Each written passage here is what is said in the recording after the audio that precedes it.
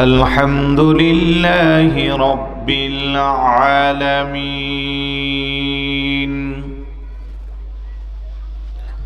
خالق السماوات والأرضين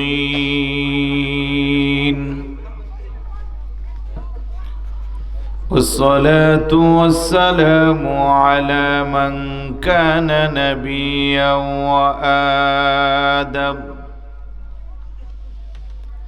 وآدم بين الماء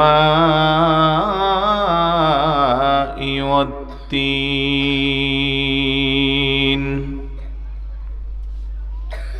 وعلى آله وأصحابه وأهل بيته وعترته وعلماء أهل سنته وأولياء أمته الراشدين المرشدين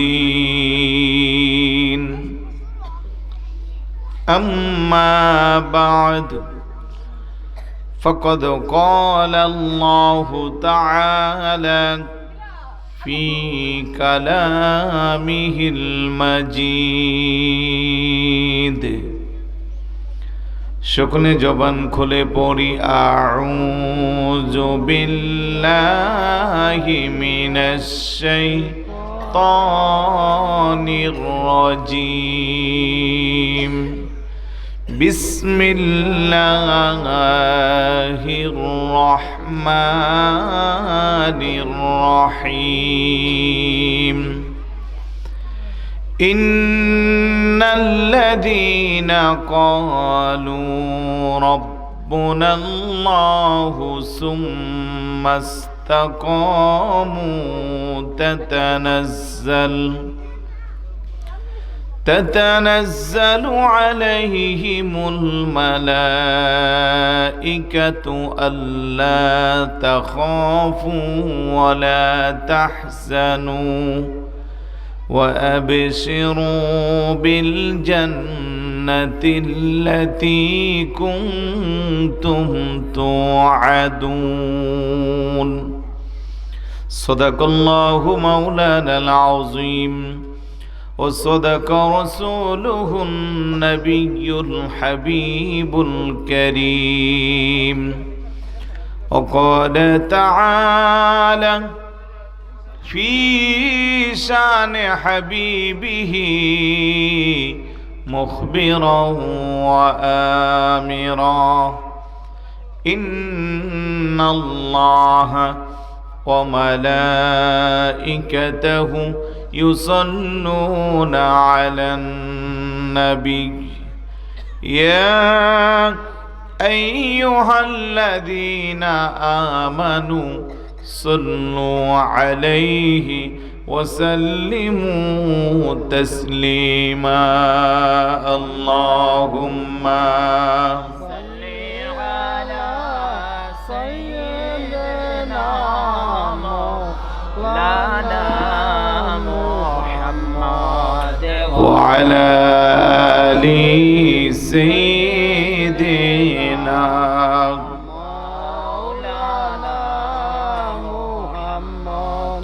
আল্লাহ নিজে আশিকে হইয়া দোস্তি করেন যার সাথে নামের সাথে নাম মিশায়া দেখে নাচে কালমাতে আল্লাহুম্মা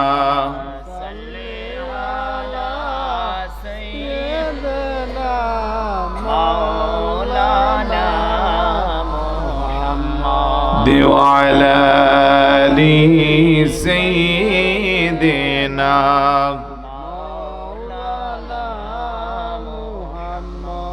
আদম যখন মাটি পানি মোরে নবীজি আল্লাহর রাসূল যার উপরে পড়েন দরুদ আল্লাহ তার ফেরেশতা কুল আল্লাহুম্মা সাল্লি আলা সাইয়্যিদিনা মাওলানা মুহাম্মদ ওয়া আলা আলি সাইয়্যিদিনা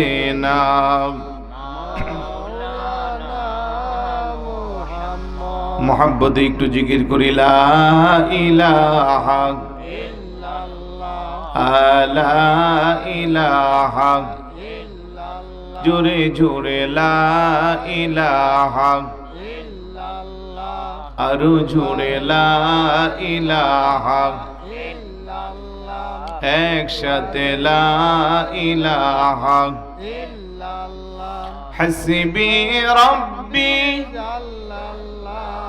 ما في قلبي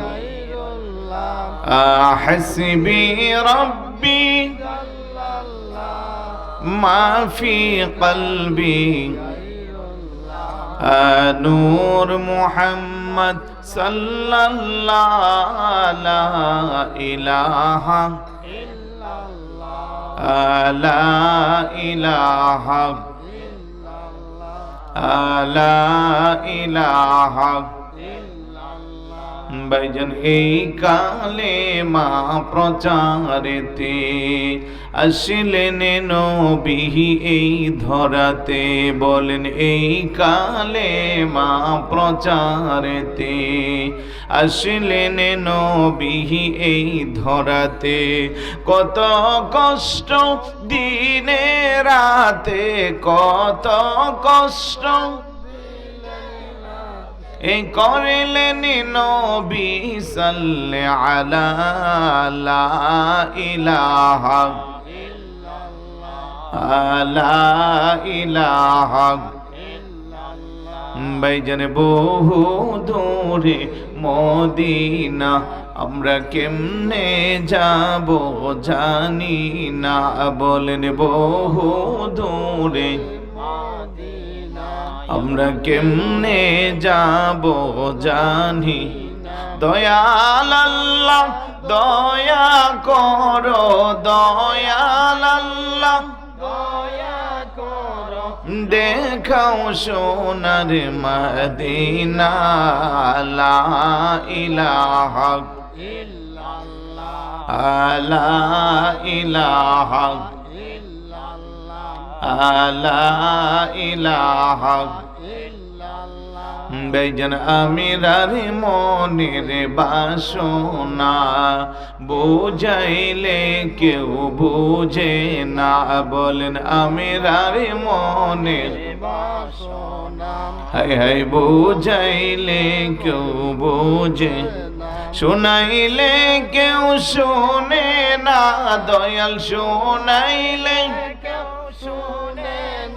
হাই হাই শুনেন শাহে মদিনা লা ইলাহা ইল্লাল্লাহ লা ইলাহা ইল্লাল্লাহ ভাইজান কত সুন্দর মদিনা যার নাই কোনো তুলনা সুবহানাল্লাহ বলবেন না মদিনার সাথে কারো তুলনা আসেনি আওয়াজ দেন আছে ওই মদিনা যাইতে মন চাই কার কার একটু হাত ওঠান নারায়ে তাকবীর আল্লাহু আকবার নারায়ে রিসালাত ইয়া রাসূলুল্লাহ নারায়ে গাউসিয়া ঘুমাচ্ছেন আওয়াজে ঘুমের মনে হয় লাইট সব দিছে আমার দিকে ওইদিকে লাইট নাই যার কারণে আপনারা কি ঘুমে না সজাগ মোরাকাবা করতেছেন না চোখ খোলা বোঝাই যাচ্ছে না এদিকে লাইট নেই তাইলে একটু সহযোগিতা করবেন ঘুমায়েন না মদিনা যাইতে আমাদের সবার মনে চাই কথা কোন ঠিক কি না মদিনা যাইতে অনেক বেশি টাকা লাগে টাকার চেয়েও বেশি মদিনার প্রেম লাগে যার হৃদয়ে যত বেশি মদিনাওয়ালার প্রেম ভালোবাসা সে তত তাড়াতাড়ি মদিনায় যাইতে পারে। ঠিক। কোটি কোটি টাকার মালিক মদিনার জিয়ারত নসিব হয় না, আছে না নাই? তাহলে আমাদের প্রেমে, আমাদের মনে রাসূলের প্রেম ভালোবাসা আছে না নাই? একটু জোরে বলুন না। আল্লাহ যেন আমাদেরকে একবার হলেও যাওয়ার নসিব করে, বলুন আমিন। আসুন একটু আবেদন করি। আমার মনের জল্পনা কল্পনা নবী যাব আমি সোনার, বলেন যাব আমি। যদি যাইতে মন চায় একজনের জবানও বন্ধ রাখা যাবে না। আর যদি মনে করেন যাওয়া দরকার নাই তাহলে আপনি চুপচাপ থাকেন, সমস্যা নেই। তবে আমার বিশ্বাস সবারই যাইতে মন চায়। কথা বলেন ঠিক না? বলেন আমার মনের জল্পনা কল্পনা নবী যাব আমি, হাই হাই যাব আমি সোনার মদিনার, চলে দেখব আমি আনা গো, যাব আমি সোনার, বলেন দেখব আমি। মনটা আমার অনেক খুশি, নবীজিকে ভালোবাসি। মনটা আমার নবীজিকে ভালোবাসি, ভালোবেসে তৃপ্তি মিটে না, রাসূলে ভালোবেসে আনা গো, যাব আমি সোনা আর রাসূলে দেখব আমি। রাসূলে আপনাই ভালোবাসে যারা, আল্লাহর ওলি হই গো তারা। তোমায় ভালোবাসে যারা, আল্লাহর ওলি থাকে না তো চিন্তা ভাবনা, রাসূলে থাকে না তো আনা গো, যাব আমি সোনা আর রাসূলে দেখব আমি। রাসূলে আপনার নামে এত জাদু, ডাকিলে মনে হই মধু। তোমার নামে এত জাদু, ডাকিলে মনে হই মধু। ওই মধু কোথাও মিলবে না, রাসূলে ওই মধু আনা গো, যাব আমি সোনা আর রাসূলে দেখব আমি। আমার মনের কল্পনা জল্পনা নবী যাব আমি, আই হাই যাব আমি সোনার মদিনা, রাসূলে দেখব আমি আনা গো, যাব আমি। জোরে বলি মারহাবা। আল্লাহ যেন সবার জীবনে একবার হলেও নসিব করে। যারা দেখছি যেন বারবার দেখতে পারি। উপস্থিত ব্রাহ্মণবাড়িয়া জেলার সরাইল উপজেলা নরসিংহপুর পূর্বপাড়া কবরবাসীদের রুহের মাগফিরাত কামনায় 14তম বার্ষিক সুন্নি মহাসম্মেলন 2025 এর সম্মানিত সুযোগ্য সভাপতি আলহাজ সফিউল্লাহ সাহেব, সাবেক মেম্বার নরসিংহপুর পূর্বপাড়া, সহ সভাপতি হাজী আব্দুল গনি মিয়া সাহেব, নরসিংহপুর পূর্বপাড়া। এতক্ষণ যাবৎ যিনি আলোচনা করেছেন, তরুণ উদয়মান ইসলামিক চিন্তাবিদ, সারা বাংলার আলোড়ন সৃষ্টিকারী, আমার অত্যন্ত স্নেহের মৌলানা আমির হামজা আশিকি মাদ্দাজিল্লাহুল আলী নরসিংদী, আল্লাহ যেন তাদেরকে সুন্নিয়তের ময়দানে দ্বীনের খেদমতে কবুল করে, বলি আমিন। আলোচনা করেছেন মৌলানা হাফেজ কারি সালাউদ্দিন সাহেব মাদ্দাজিল্লাহুল আলী, ইমাম নরসিংহপুর জামে মসজিদ। আলোচনা করেছেন হাফেজ মৌলানা আনোয়ার হোসেন সাহেব মাদ্দাজিল্লাহুল আলী, শিক্ষক গাউসুল আজম ফুরকানিয়া হাফিজিয়া মাদ্রাসা নরসিংহপুর, এইভাবে আরও অনেক ওলামায়ে কেরাম, অতিথিবৃন্দ, সামনে বসা নবী প্রেমিক, অলি প্রেমিক, মাহফিল প্রেমিক, কোরআন সুন্নাহ প্রেমিক, আশিক রাসূল ভাইয়েরা, পর্দার অন্তর আড়ালের মা ও বোনেরা, যুবক আমার সাথী ভাইয়েরা, ছোট ছোট কলিজার টুকরারা, সবার প্রতি আবারও আন্তরিক সালাম। আসসালামু আলাইকুম ওয়া রাহমাতুল্লাহি ওয়া বারাকাতুহু। সর্বপ্রথম মহান আল্লাহ সুবহানাহু ওয়া তাআলার দরবারে অসংখ্য গণিত শুকরিয়া, যে আল্লাহ দয়া করে, মায়া করে, মোহাব্বত করে আল্লাহ পাকের অসংখ্য গণিত বান্দা বান্দিকে যাচাই করে, বাছাই করে, নির্বাচিত করে আজকের এই আজিমুশান বেহেশতের বাগানে আসার, বসার, কিছু বলার, শ্রবণ করার তৌফিকটুকুন দান করেছেন। সে আল্লাহর দরবারে শুকরিয়া আদায় করা দরকার আছে কি নাই? আসুন সকলে একবার অন্তরস্থল থেকে সবটুকুন আবেগকে উজাড় করে মোহাব্বতের সাথে সমবেত কণ্ঠে প্রার্থনার নিস্তব্ধতাকে বন্ধ করার লক্ষ্যে সিংহের মতো গর্জন দিয়ে চিৎকার করে বলি আলহামদুলিল্লাহ। আর একটু জোরে বলি আলহামদুলিল্লাহ।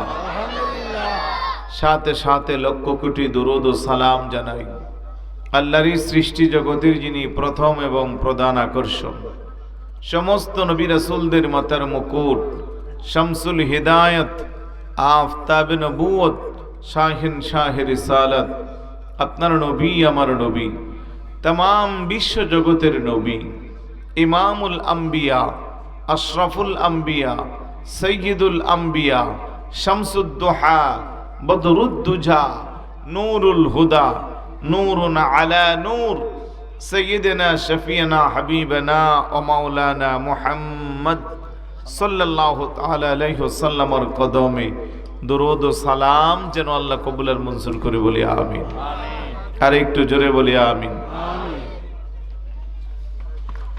প্রিয় এলাকাবাসী,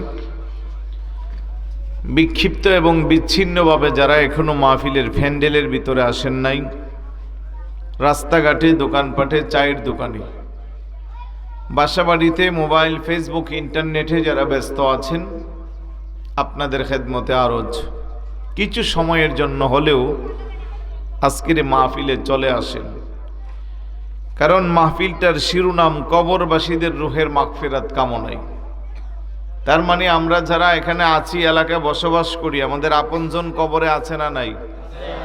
এটা আওয়াজ দেয়া বলুন, আছে না নাই? একজনও কি এই কথা বলতে পারবেন যে কবরে আপনজন নাই? এই কথা বলার কোনো সুযোগ?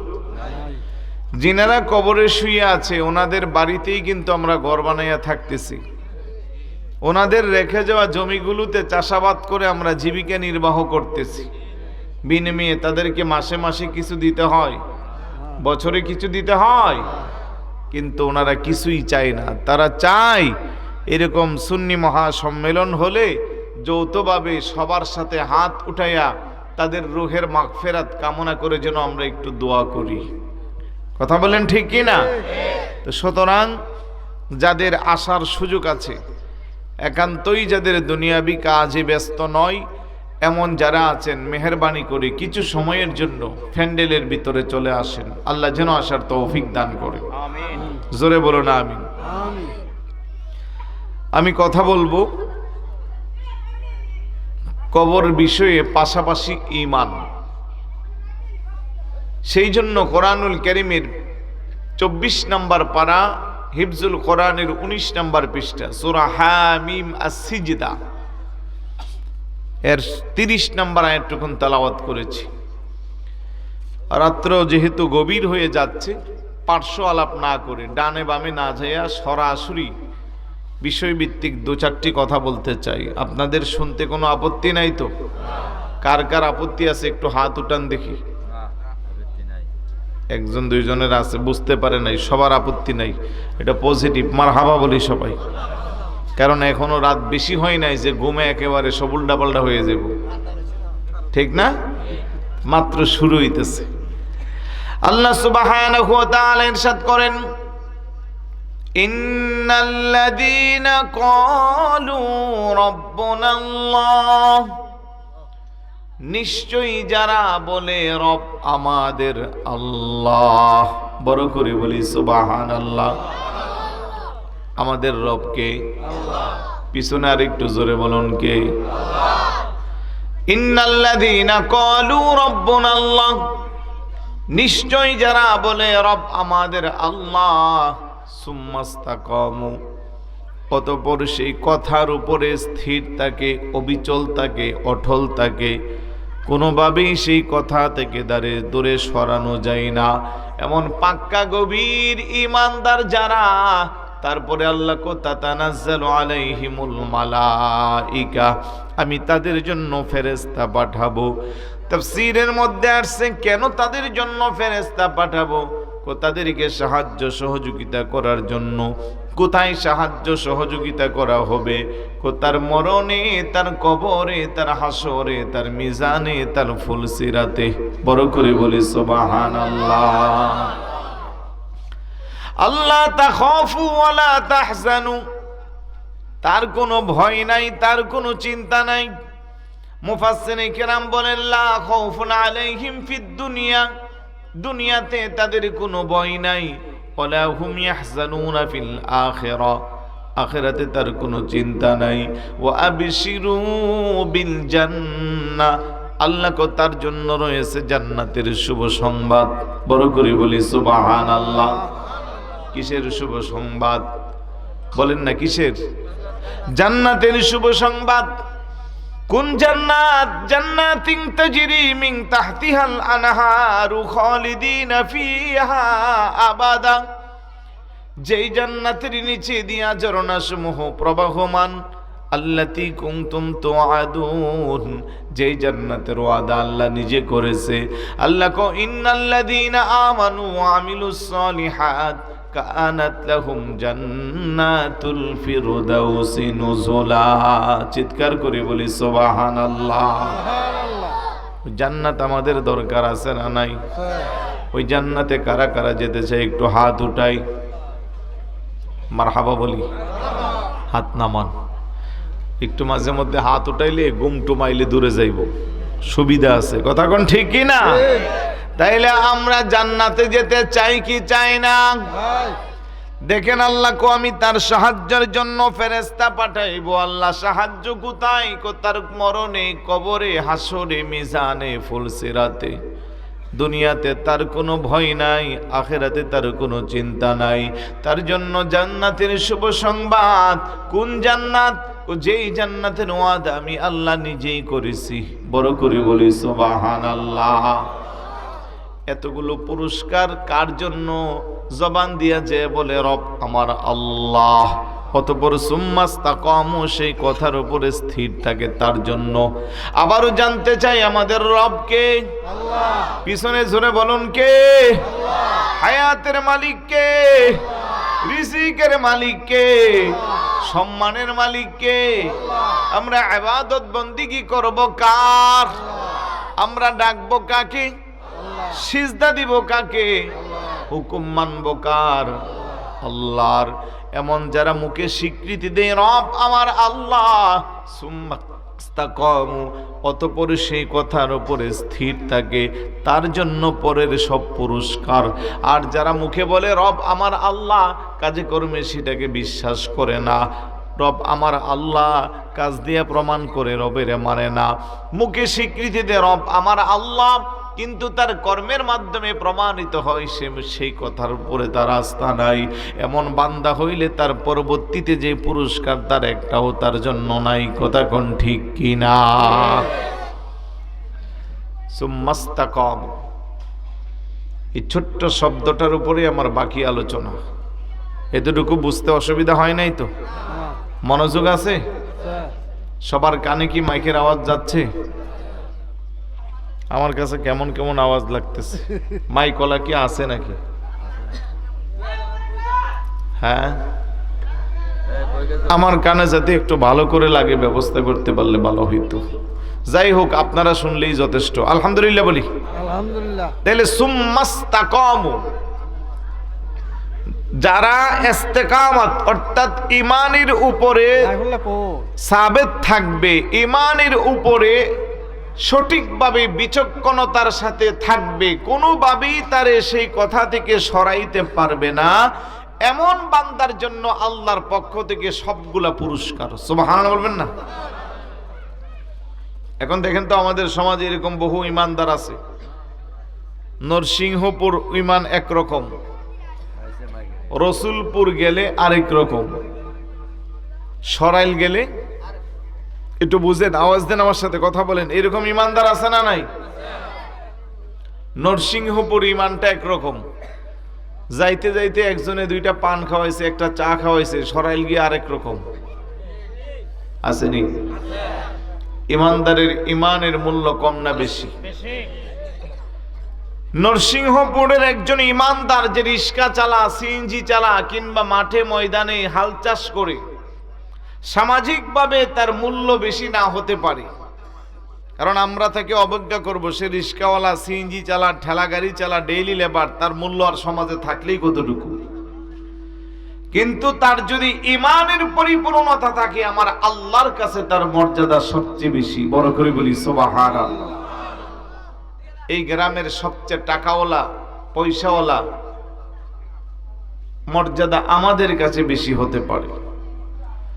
আল্লাহ বলে, বান্দা কার কত বেশি টাকা আছে আমি সেই দিকে তাকাই না, লেখাপড়া কার কত বেশি আমি সেই দিকেও তাকাই না, বংশীয় মর্যাদা কার কত বেশি আমি সেই দিকেও তাকাই না, জড়বল কার কত বেশি আমি সেই দিকেও তাকাই না। আমি আল্লাহর কাছে মর্যাদা সবচেয়ে বেশি তার। ও আমার আল্লাহ, আপনার কাছে সবচেয়ে বেশি মর্যাদা কার? আল্লাহ কো, ইন্না আকরামাকুম ইনদাল্লাহি আতকাকুম। যার তাকওয়া যত বেশি, যার মধ্যে আমি আল্লাহর ভয় যত বেশি, তার মর্যাদা আমি আল্লাহর কাছে তত বেশি। বড় করে বলি সুবহানাল্লাহ।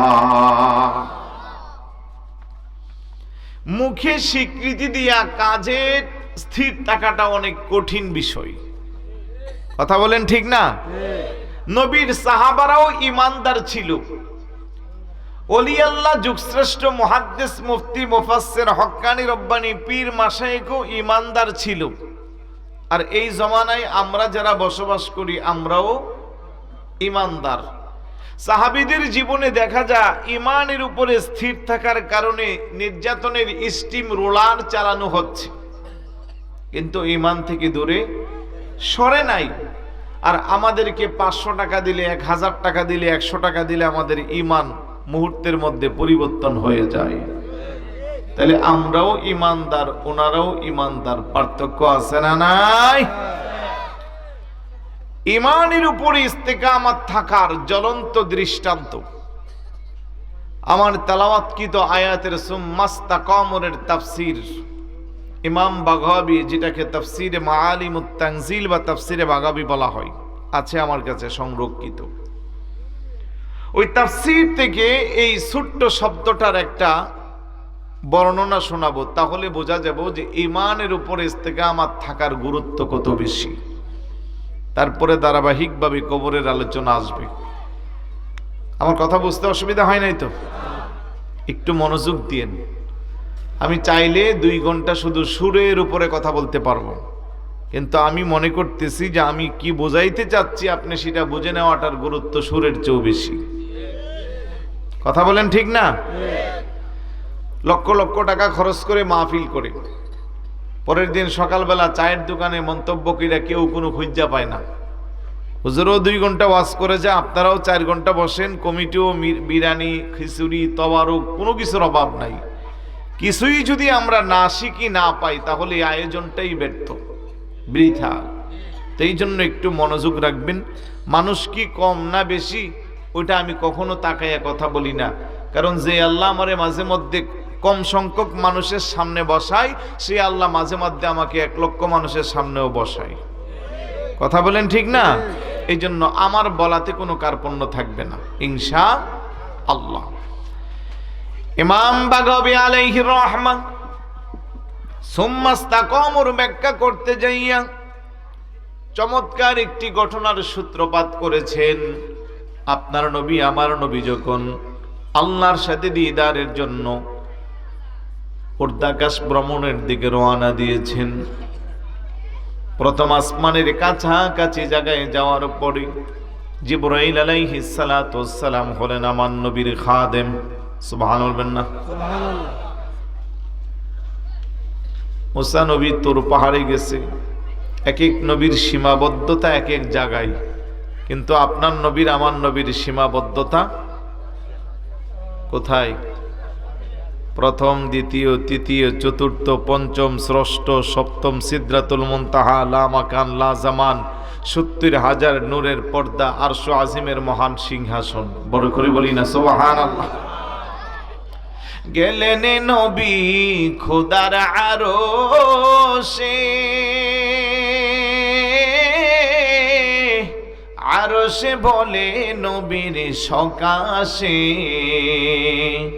জুতা মোবারকের দুলি, জুতা মোবারকের দুলি আমার বুকে রেখে যান, মোদের রাসূল আল্লাহর মেহমান, মোদের রাসূল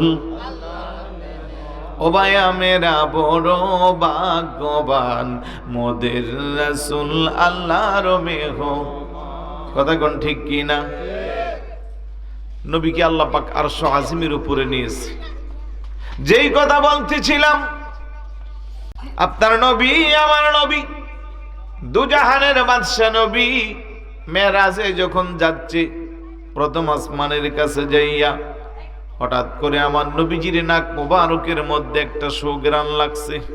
সুবহানাল্লাহ না? আমার নবী ডাকদা করে, ভাই জীবনাইল, এত চমৎকার সুঘ্রাণ আমার নাক মুবারকের মধ্যে লাগলো, এই সুঘ্রাণটা কোথায় থেকে আসতেছে? জিবরাইল আলাইহিস সালাতু ওয়াস সালাম কয়, ইয়া রাসূলুল্লাহ, ইয়া হাবিবাল্লাহ, এটা দুনিয়ার কোনো সাধারণ সুঘ্রাণ না গো নবীজি, আল্লাহর বানানো একটা স্পেশাল জান্নাত আছে, ওই জান্নাত থেকে মাঝে মধ্যে আমার আল্লাহ একটু করে সুঘ্রাণ ছেড়ে দেয়, আর তখন তামাম পৃথিবীর শ্যামাল থেকে জনুব, মাশরিক থেকে মাগরিব, সব জায়গার মধ্যে সেই সুঘ্রাণটা সুশোভিত হয়ে যা। চিৎকার করে বলি সুবহানাল্লাহ। আচ্ছা বলুন তো, কার নাক মোবারকে লাগতেছে? নবীজি। যেই নবীজির গাম মোবারক মেশক আম্বরের চেয়েও আরো বেশি সুগন্ধিময়। আমার বায়েরা বাবারা, কেমন নবীর উম্মত আল্লাহ আপনারে আমারে বানাইলো। ওই নবীজি যদি কোনোদিন সাহাবীদের মজলিসে থুতু মুবারক নিক্ষেপ করতেন, সাহাবারা পাগল পারা হইয়া হাত বিছাইয়া দিত, মাটিতে পড়তে দিত না। হুজুরের থুতু মুবারক হাতে মরাইয়া সারা শরীরের মধ্যে লাগাইলে ওই সাহাবীর শরীর থেকে আর আতর ব্যবহার করতে হইতো না। ওই সাহাবী রাস্তা দিয়া গেলে অন্য সাহাবীরা বলতে পারতো যে নিশ্চয়ই তার মধ্যে নবীজির থুতু মুবারক লাগাইছে। চিৎকার করে বলি সুবহানাল্লাহ। আমার নবীজির গাম মুবারক সাহাবারা শিশির মধ্যে, বোতলের মধ্যে পোড়াইয়া রেখে দিত, কিংবা হুজুরের গাম মুবারক একবার যে সাহাবীর শরীরে লাগাইতো, ওই সাহাবীর আর আতর লাগতো না। সুবহানাল্লাহ না? যার পছিনা মেশক আম্বর হতে অধিকই চমৎকার, সাহাবীরা আতর রূপে করতেন তাহা ব্যবহার। সুবহানাল্লাহ। পছিনা মানে গাম মুবারক। এই জন্য আমার আগেও বলে গেছে, রহমতে আলম নবী নূরে মুজাসসাম, সাহাবীরা আতর বানাই ওই নবীজির। সুবহানাল্লাহ বলবেন না? জোরে বলুন না সুবহানাল্লাহ।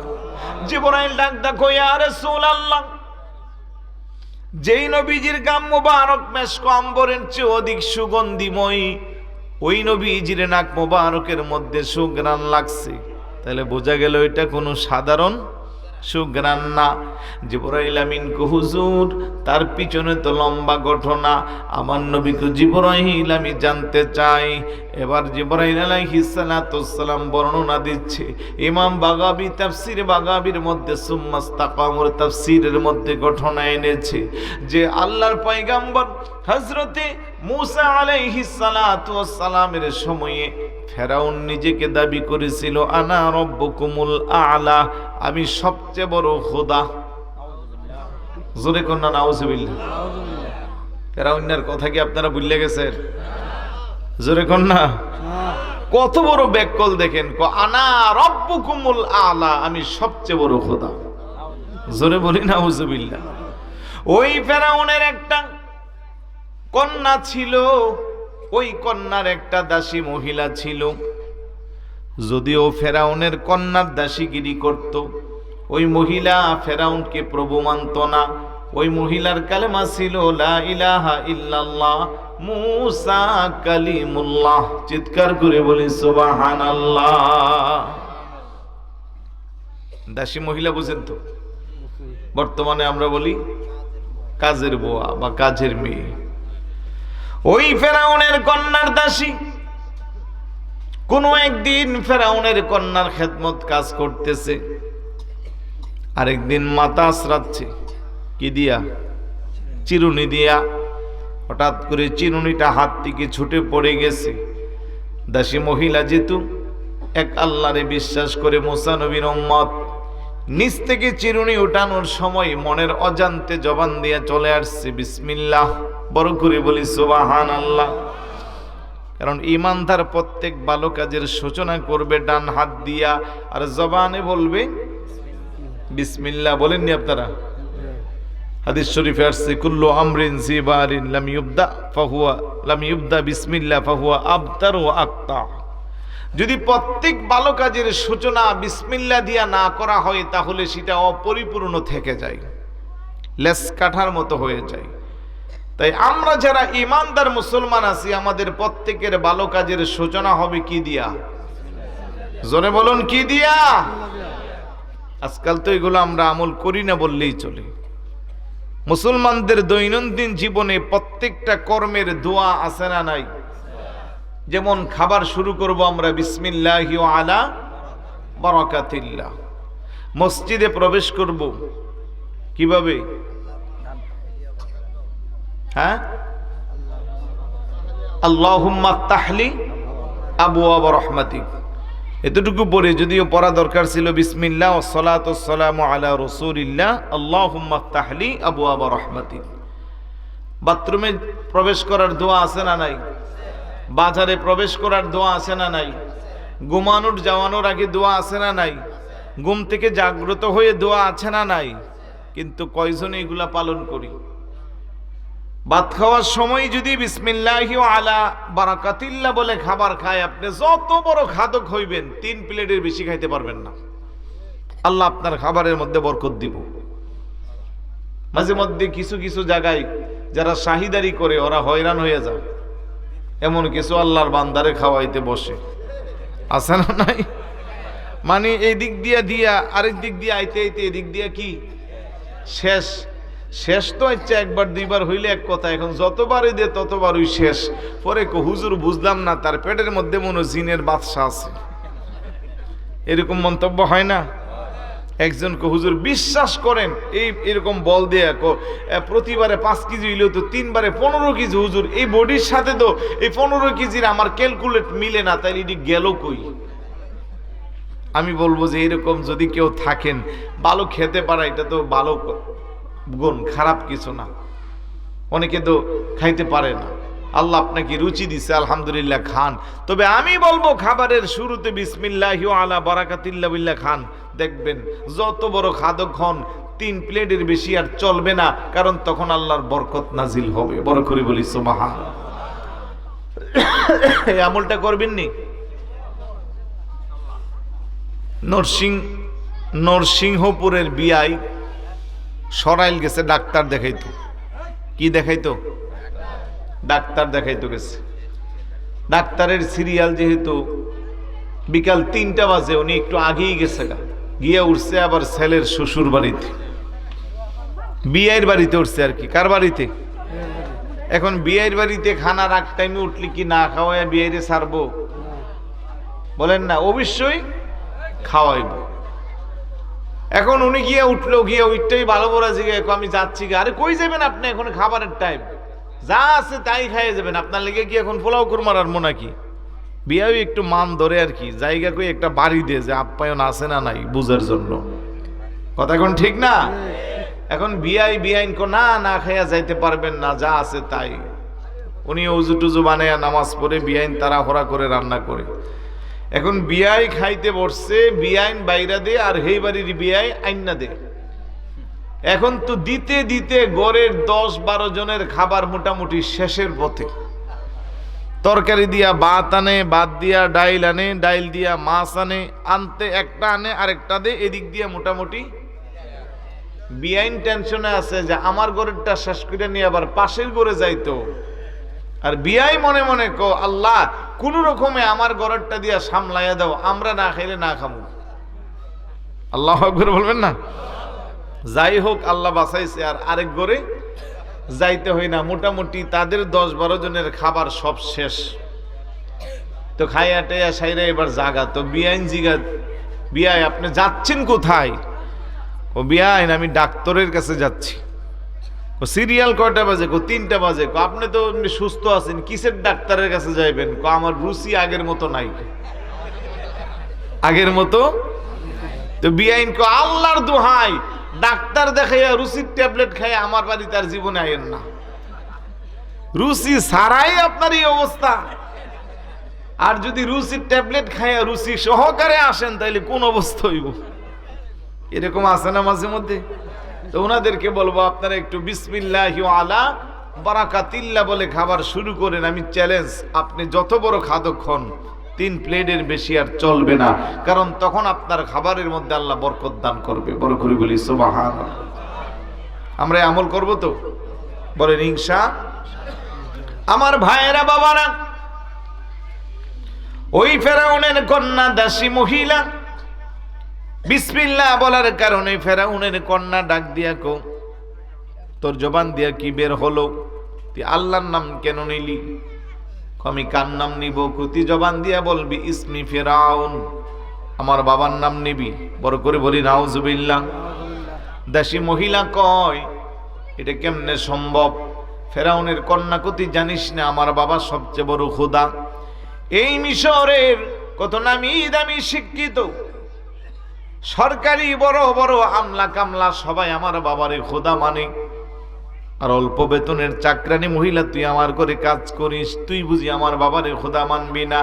দাসী ডাক দেখো, দেখো আমি হইতে পারি দাসী, আমার লেখাপড়া কম থাকতে পারে, কিন্তু আমি আর বুঝে আসে না মানুষ হইয়া একজন মানুষকে কেমনে খোদা মানবে।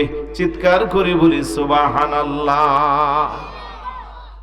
আমার বুঝে আসে না, আমার যেমন হাত পা কান চোখ আছে তোমার আব্বারও সব আছে, তো মানুষ হয়ে কেমনে আবার আরেকজনকে খোদা মানবে? ফেরাউনের কন্যাকে খবরদার, রাষ্ট্রের মানুষ যদি এই খবর বানে কিংবা আমার বাবা যদি জানতে পারে আমার বাবারে তুই খোদা মানিস না, তাহলে কিন্তু তোর অবস্থা খারাপ হবে। দাসী কো, যাই হোক আমি আমার ঈমান নষ্ট করতে পারবো না। আমি মুসা নবীর উম্মত, মুসা নবীর যিনি খোদা, মুসা নবীর যিনি আল্লাহ, আমারও তিনি আল্লাহ। বড় করে বলি সুবহানাল্লাহ। ফেরাউন বাড়িতে আসলো, কন্যা বলতেছে বাবা, বলে কি? Bed news. বল তাড়াতাড়ি। আবার যে কাজের মহিলা সে তো তোমারে খোদা মানে না। ফেরাউন কোষ কি? জি বাবা। ফেরাউন কই রাজ্যের কত মন্ত্রী পরিষদের বড় বড় আমলা কামলারা আমার এই মন্ত্রী খোদা মানে, আর এই কম দামি অল্প দামি চাকরানি মহিলা যদি না মানে, এই খবর যদি রাষ্ট্রের মানুষ জানে আমার মান সম্মান থাকবে না। তো এক কাজ কর, মনে হয় তার বেতনই পুষে না। বর্তমান বেতন কত দেশ? আব্বা 10,000 টাকা দিই। কথার কথা আর কি, 10,000 দিলে মনে তার পুষে না, এই জন্য আমার খোদা মানে না। কালকে আসলে বলিস যে তার 50,000 টাকা বেতন। নাউজুবিল্লাহ বলবেন না? পরের দিন দাসী মহিলা আসলো। ফেরাউনের কন্যা ডাক দেখো, দাসী তোর বেতনে পোষে না, আমার বাবা খুশি হইয়া তোরে 50,000 টাকা বেতন দিবে। তারপরেও বাবার একটাই দাবি, তুই যেন আমার বাবারে খোদা মানিস, কারণ আমার ঘরের কম দামি চাকরানি মহিলা বাবারে খোদা মানে না।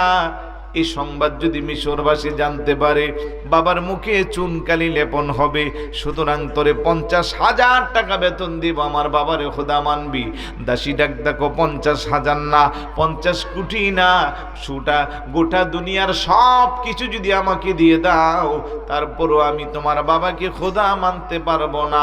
আমার খোদা একজন, তিনি আমার আল্লাহ। বড় করে বলি সুবহানাল্লাহ। ফেরাউনের কন্যার রাগ বাড়ছে না কমছে? আওয়াজ দেন। লম্বা চূড়া কথা শর্ট করে দিচ্ছি। ফেরাউন আসার পরে আবার বলল, ফেরাউনকে শেষবারের মতো 3 দিনের সময় দাও। 3 দিনের সময় দিল, কোনো পরিবর্তন নাই। 3 দিন পরে ফেরাউন নিজে ডাক দিয়া বলল, রে দাসী, তুই কি জানিস আমার খোদা না মানলে কি প্রায়শ্চিত্ত তোকে করতে হবে? দাসী বলে, যাই করেন, আমি সব মাথা বেঁধে নিব, কিন্তু আমি আমার ঈমান নষ্ট করতে পারবো না। আমার ঈমানের মূল্য আমার জীবনের চেয়েও আমার কাছে বেশি। 3 দিন পরে ফেরাউন বলল, দাসী তুই কি পরিবর্তন হবি না? বলে, না। কোথাইলে শুন, যেভাবে হোক তোকে শাস্তি দেওয়া দরকার আমি দিব। রাষ্ট্রের ক্যাবিনেট মন্ত্রী পরিষদদেরকে ডাক দিয়া বলল, বিশাল বড় একটা মঞ্চ সাজাও, লক্ষ লক্ষ মানুষ যেন জমায়েত হতে পারে। বিশাল বড় একটা স্টেজ বানাইয়া ওই জায়গার মধ্যে আমি ফেরাউনকে খোদা না মানার কি শাস্তি যদি কেউ দেখতে চা, রাষ্ট্রের মধ্যে মাইকিং করে ঘোষণা দিয়ে যাও, ফেরাউন কি খোদা না মানলে তার কি শাস্তি যদি কেউ দেখতে চা, তারা যেন চলে আসে। যে কথা সেই কাজ, যেহেতু জালেম শাসক, জালেম বাদশাহ ডিক্লার দিয়া দিল, লক্ষ লক্ষ মানুষ জমায়েত হয়ে গেল। বিশাল বড় একটা মঞ্চ বানাইয়া ওই দাসী মহিলা, তাফসীরের মধ্যে আসছে তার 7টা সন্তান ছিল, 7টা সন্তান সহ দাসী মহিলাকে ওই জায়গায় উপস্থিত করাইয়া লক্ষ লক্ষ মানুষের সামনে শেষবারের মতো প্রস্তাব দিছে, এখনো সময় আছে, আমারে খোদা মান, না হয় তোর শাস্তি নিশ্চিত। দাসীর এক কথা, কারণ ইমানদার কখনো তার জবান লড়ে না, ইমানদারের জবান একটা কথা কোন ঠিক কিনা। জল্লাদকে ডাক দেয়া বলে, জল্লাদ, বিশাল বড় পাত্রের মধ্যে পর্যাপ্ত পরিমাণের তৈল নাও। নিলাম, নিচে দিয়া ভালো করে আগুন দাও। তৈলটা যখন টকবক করতেছে, দাসী মহিলারে শেষবারের মতো ডাক দিল, এখনো সময় আছে, আমারে খোদা মান। দাসীকে আমার দ্বারা সম্ভব না। এবার ফেরাউন ডাক দেখো, তার 1 নাম্বার সন্তানটারে টান দিয়ান, হাত পা 4টার মধ্যে রশি দিয়া বাইরা উত্তপ্ত তৈলের মধ্যে ফেলে দা। কারণ পৃথিবীর এমন কোনো মা নাই যে মার চোখের সামনে সন্তানকে আগুনে ফেলে দিবে আর জনম দরদি মা তাকাইয়া তাকাইয়া দেখবে। কথা বলেন ঠিক কি না? সন্তানের জন্য মা পারে না এমন কোনো কাজ নাই। সন্তানের জন্য মা জীবন দিয়া দেয়, হাজার হাজার প্রমাণ আছে না নাই? কিন্তু এখানে তো ঈমানের পরীক্ষা, বড় কঠিন পরীক্ষা। একদিক দিয়া সন্তান, আরেক দিক দিয়া নিজের জীবনের সবচেয়ে শ্রেষ্ঠ সম্পদ ঈমান। আল্লাহু আকবার বলবেন না? ফেরাউনের কন্যা ওই দাসীকে ফেরাউন বলল, এখনো সময় আছে। জল্লাদকে ডাক দিল, 1 নাম্বার সন্তানটার হাত পা 4টা রশি দিয়া ভালো করে বাঁধো। ও বাঁধলাম। ফেরাউনের কন্যার দাসীকে ডাক দেখো, দাসী, এখনো সময় আছে, তাড়াতাড়ি আমারে খোদা মান, না হয় তোর সন্তানটার আগুনে ফেলে দিব। দাসী মূর্তির মতো দাঁড়াই একটাই কথা, স্তব্ধ হয়ে গেছে। সিদ্ধান্ত একটাই, ডাক দেখো, সন্তান 1টা না 2টা না 7টা না, যদি 1000 সন্তান কেউ কোরবানি দিতে হয়, আমি আমার ঈমানকে কোরবানি দিতে পারবো না।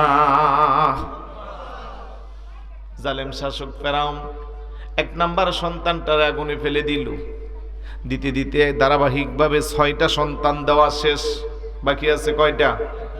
আরেকটু জোরে বলুন। প্রত্যেকটা সন্তানের আলাদা বর্ণনা দিলে লম্বা সময়। সর্বশেষ ছোট বাচ্চা, ওই বাচ্চাটা ছিল দুধের বাচ্চা, আমার স্তন্যপান করত। তাফসীরের মধ্যে আসছে, তাকাল্লামা ফিল মাহদি 4 তিফলিন। মায়ের কোলে দুধের বাচ্চা পৃথিবীতে কথা বলেছে পৃথিবীতে মাত্র 4 জন। কয়জন? 4 জনের একজন হলো ওই ফেরাউনের দাসীর কন্যা। একজন কথা বলছে ঈসা আলাইহিস সালাতুস সালাম মায়ের কোলে থাকতে উনি বলেছিলেন ইন্নী আব্দুল্লাহ আতানিয়াল কিতাবা ওয়া জাআলানি নবিয়্যা। আরেকজন কথা বলেছিলেন ইউসুফ আলাইহিস সালাম ছোটকালে যখন ওই যে জুলাইখার সাথে যে ঘটনা ঘটছিল তখন উনি সাক্ষ্য দিয়েছিল। সুবহানাল্লাহ বলবেন না? সুবহানাল্লাহ। 4 জনের একজন হলো এই দাসীর বাচ্চা। ছোট বাচ্চাটাকে যখন টান দিল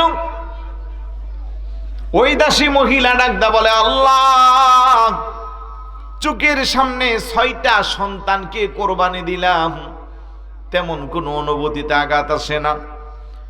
ছোট বাচ্চাটারে যেই মাত্র টান দিছে ওই দাসী মহিলার বুকটা থরথর করে কাঁপতেছে, কেমন যেন মনটা দুর্বল হয়ে যাচ্ছে। কারণ বড় বাচ্চা আর ছোট বাচ্চা পার্থক্য আছে না নাই? এই নরসিংহপুরে বহু মা আছে রে, কুলের সন্তান হারাইয়া পাগল পারা হইয়া বছরের পর বছর কান্না করে, আছে না নাই? বহু মা আছে কুলের সন্তান হারাইয়া রাতের বেলা ঘুমায় না, বিলাপ করে করে কান্না করে। মাঝে মধ্যে ঘুমাইলে ঘুম থেকে লাফ দিয়া ওই সন্তানটার কথা মনে হইলে লাফ মাইরা উঠে, বাবা মাতার মধ্যে হাত বুলাইয়া দে, আল্লাহর দন আল্লাহ নিয়ে গেছে, তুমি কেন এত অস্থির হইলা? আল্লাহ যা মনে করছে তাই তো করলো। মা ডাকদা বলে আল্লাহ কি আর নেওয়ার মতো আর কাউরে পাইল না? আমার আদরের ধন কলিজার টুকরা সন্তানটাকেই নিল। কথা কোন ঠিক না? এইভাবে মার সবচেয়ে বেশি মায়া লাগে দুধের বাচ্চার জন্য। ওই দুধের বাচ্চাটারে যখন দাসীর দুধের বাচ্চাটারে যখন জল্লাদরা টান দিল ওই মহিলা থরথর করে কাঁপতাছে, ডাক দিয়া বলে আল্লাহ, ও আমার আল্লাহ, একে একে 6টা সন্তানকে চোখের সামনে কোরবানি দিলাম, অনুভূতিতে তেমন কোনো আঘাত লাগে নাই। ছোট বাচ্চাটারে টান দেওয়ার পরে এখন আমার কেমন যেন অস্থির লাগে। আল্লাহ, তুমি আমার আজকের ইমানের পরীক্ষায় কিন্তু বেয়াজ্জতি করিও না, তুমি আমার ইমানের পরীক্ষার মধ্যে আমাকে ইস্তেকামাতের উপরে থাকার তৌফিক দাও। সুবহানাল্লাহ। অমনিতি ছোট বাচ্চার জবানটা খুলে যা মুস্কি হাসি দিয়া বলে মা, ও আমার আম্মা, আপনি চিন্তিত হয়েন না, আপনি অস্থির হয়েন না। যদিও দুনিয়াবাসী দেখতেছে আমার 6টা ভাইকে আগুনে দিয়ে হাত পা গুলো বেঁধে আগুনের মধ্যে ফেলে দিচ্ছে, কিন্তু না না না, আমাদেরকে আল্লাহ আগুনের মধ্যে ফালাই না। তারা যদিও তাদের চক্ষু দ্বারা আগুনের মধ্যে ফেলে দিচ্ছে, জান্নাতের ফেরেশতারা কোলে নিয়ে আমাদেরকে জান্নাতে রাখতেছে। চিৎকার করে বলি সুবহানাল্লাহ। ছোট বাচ্চার কথা শুনে মা শান্তি পাইছে, কারণ সে তো কথা বলতে পারে না, এখন তারে কথা বলাচ্ছে কি? জোরে বলুন কে? ওই দুধের বাচ্চাটাকে আগুনে দিল। সর্বশেষ দাসী মহিলার হাত পা 4টা রশি দিয়া বাইদা আগুনে দিল। জিবরাইল আমিন কই ইয়া রাসূলুল্লাহ, ওই 7টা সন্তান সহ আল্লাহর বান্দিনী দাসী মহিলা যে জান্নাতের মধ্যে বসবাস করে, ওই জান্নাত থেকে মাঝে মধ্যে একটু বাতাস আল্লাহ দুনিয়ায় ছেড়ে দে, আর ওই বাতাসটাই গো নবীজি আপনার নাক মোবারকের মধ্যে লাগছে। চিৎকার করে বলি সুবহানাল্লাহ। ইমানের গুরুত্ব কম না বেশি? আমার একজন ইমাম সাহেব হুজুর কইছে, একটু ইমানের গুরুত্বের কথা বললেন। একজন মুসলমান হিসেবে সবচেয়ে বড় দামি সম্পদ হলো আমাদের কাছে জোরে কোন না, আমাদের কাছে কি? আমরা ইমানকে কচু পাতার পানির মতো টলমল করে আমাদের ইমান। নবীর সাহাবী হযরতে খাব্বাব রাদিয়াল্লাহু তাআলা ইসলামের প্রথম যুগে যেই সমস্ত সাহাবারা কষ্ট করেছেন উল্লেখযোগ্য কয়েকজন, হযরতে বেলাল রাদিয়াল্লাহু তাআলা কত কষ্ট করেছেন হিসাব নাই, খাব্বাব রাদিয়াল্লাহু তাআলা, খুবাইব রাদিয়াল্লাহু তাআলা, আব্দুল্লাহ ইবনে মাসউদ, আসরে মুবাশশারা, সাদ ইবনে আবি ওয়াক্কাস রাদিয়াল্লাহু তাআলা, চীনের গুয়ানজু ক্যান্টন নগরীতে যার মাজার আমি জিয়ারত করে আসছি, আলহামদুলিল্লাহ বলবেন না? তার মধ্যে হযরতে খাব্বাব রাদিয়াল্লাহু তাআলা ওমর ইবনুল খাত্তাব রাদিয়াল্লাহু তাআলা আনহুর শাসন আমলে হযরতে ওমর রাদিয়াল্লাহু তাআলা আনহুর সামনে আইসা ছোট বাচ্চার মতো চোখের পানিগুলো ছেড়ে কান্না করে হযরত ওমর ডাকদা করে, ভাই খাব্বাব, কেন রে তুই এইভাবে কান্না করতেছিস? ডাকদা কই, ইয়া রাসূলুল্লাহ, ইয়া হাবিবাল্লাহ, মরণের কথা স্মরণ হয়, কবরের কথা স্মরণ হয়, আর যখনই কবরের কথা স্মরণ হয় তখনই মনটা ভেঙে যায়, এইভাবে কান্না করি, না জানি কবরে আমাদের কি অবস্থা হবে। আল্লাহু আকবার বলবেন না? ওমর ইবনুল খাত্তাব রাদিয়াল্লাহু তাআলা ডাক দিয়া করে, খাব্বাব, তোর জিহ্বার মধ্যে কেন যেন কালো কালো ছিদ্রর দাগ দেখা যায়। ডাকদা কই, আমিরুল মুমিনিন, আপনি কি শুধু আমার জিহ্বার কালো ছিদ্র দেখছেন আর কিছু দেখবেন না? কি দেখাইতে চাস? আস্তে করে জামাটা খুইলা পিঠটা আলগি দিয়া যখন দিল, হযরত ওমর ডাকদা করে, খাব্বাব, তোর পিঠের কেন এই অবস্থা? তোর পিঠের মধ্যে তো গোশত নাই, কালো কালো কয়লার আগুনের পোড়ার দাগ দেখা যায়, ব্যাপারটা কি? ডাকদা কই, আমিরুল মুমিনিন, ইসলামের প্রথম যুগে নবীকে ভালোবেসে কালমা পড়ে ঈমান এনেছিলাম। ঈমান আনার অপরাধে মক্কার নামি দামি কাফের মুশরিক বেঈমানেরা আমার হাত পা চারটার মধ্যে রশি দিয়া বাইদা, ওই রশিটারে গোড়ার লেজের মধ্যে বাইদা, তারপরে গোড়াটারে জঙ্গলে জঙ্গলে গোড়াইতো, আর বিভিন্ন জঙ্গলের কাঁঠার বিষাক্ত আঘাতগুলো আমার শরীরের মধ্যে লেগে লেগে সমস্ত শরীরটা রক্তে রঞ্জিত হইত, সমস্ত শরীরটা ক্ষত বিক্ষত হইয়া আমি বেহুশ হইয়া মাঝে মধ্যে জমিনের মধ্যে পড়ে থাকতাম। চিৎকার করে বলি সুবহানাল্লাহ।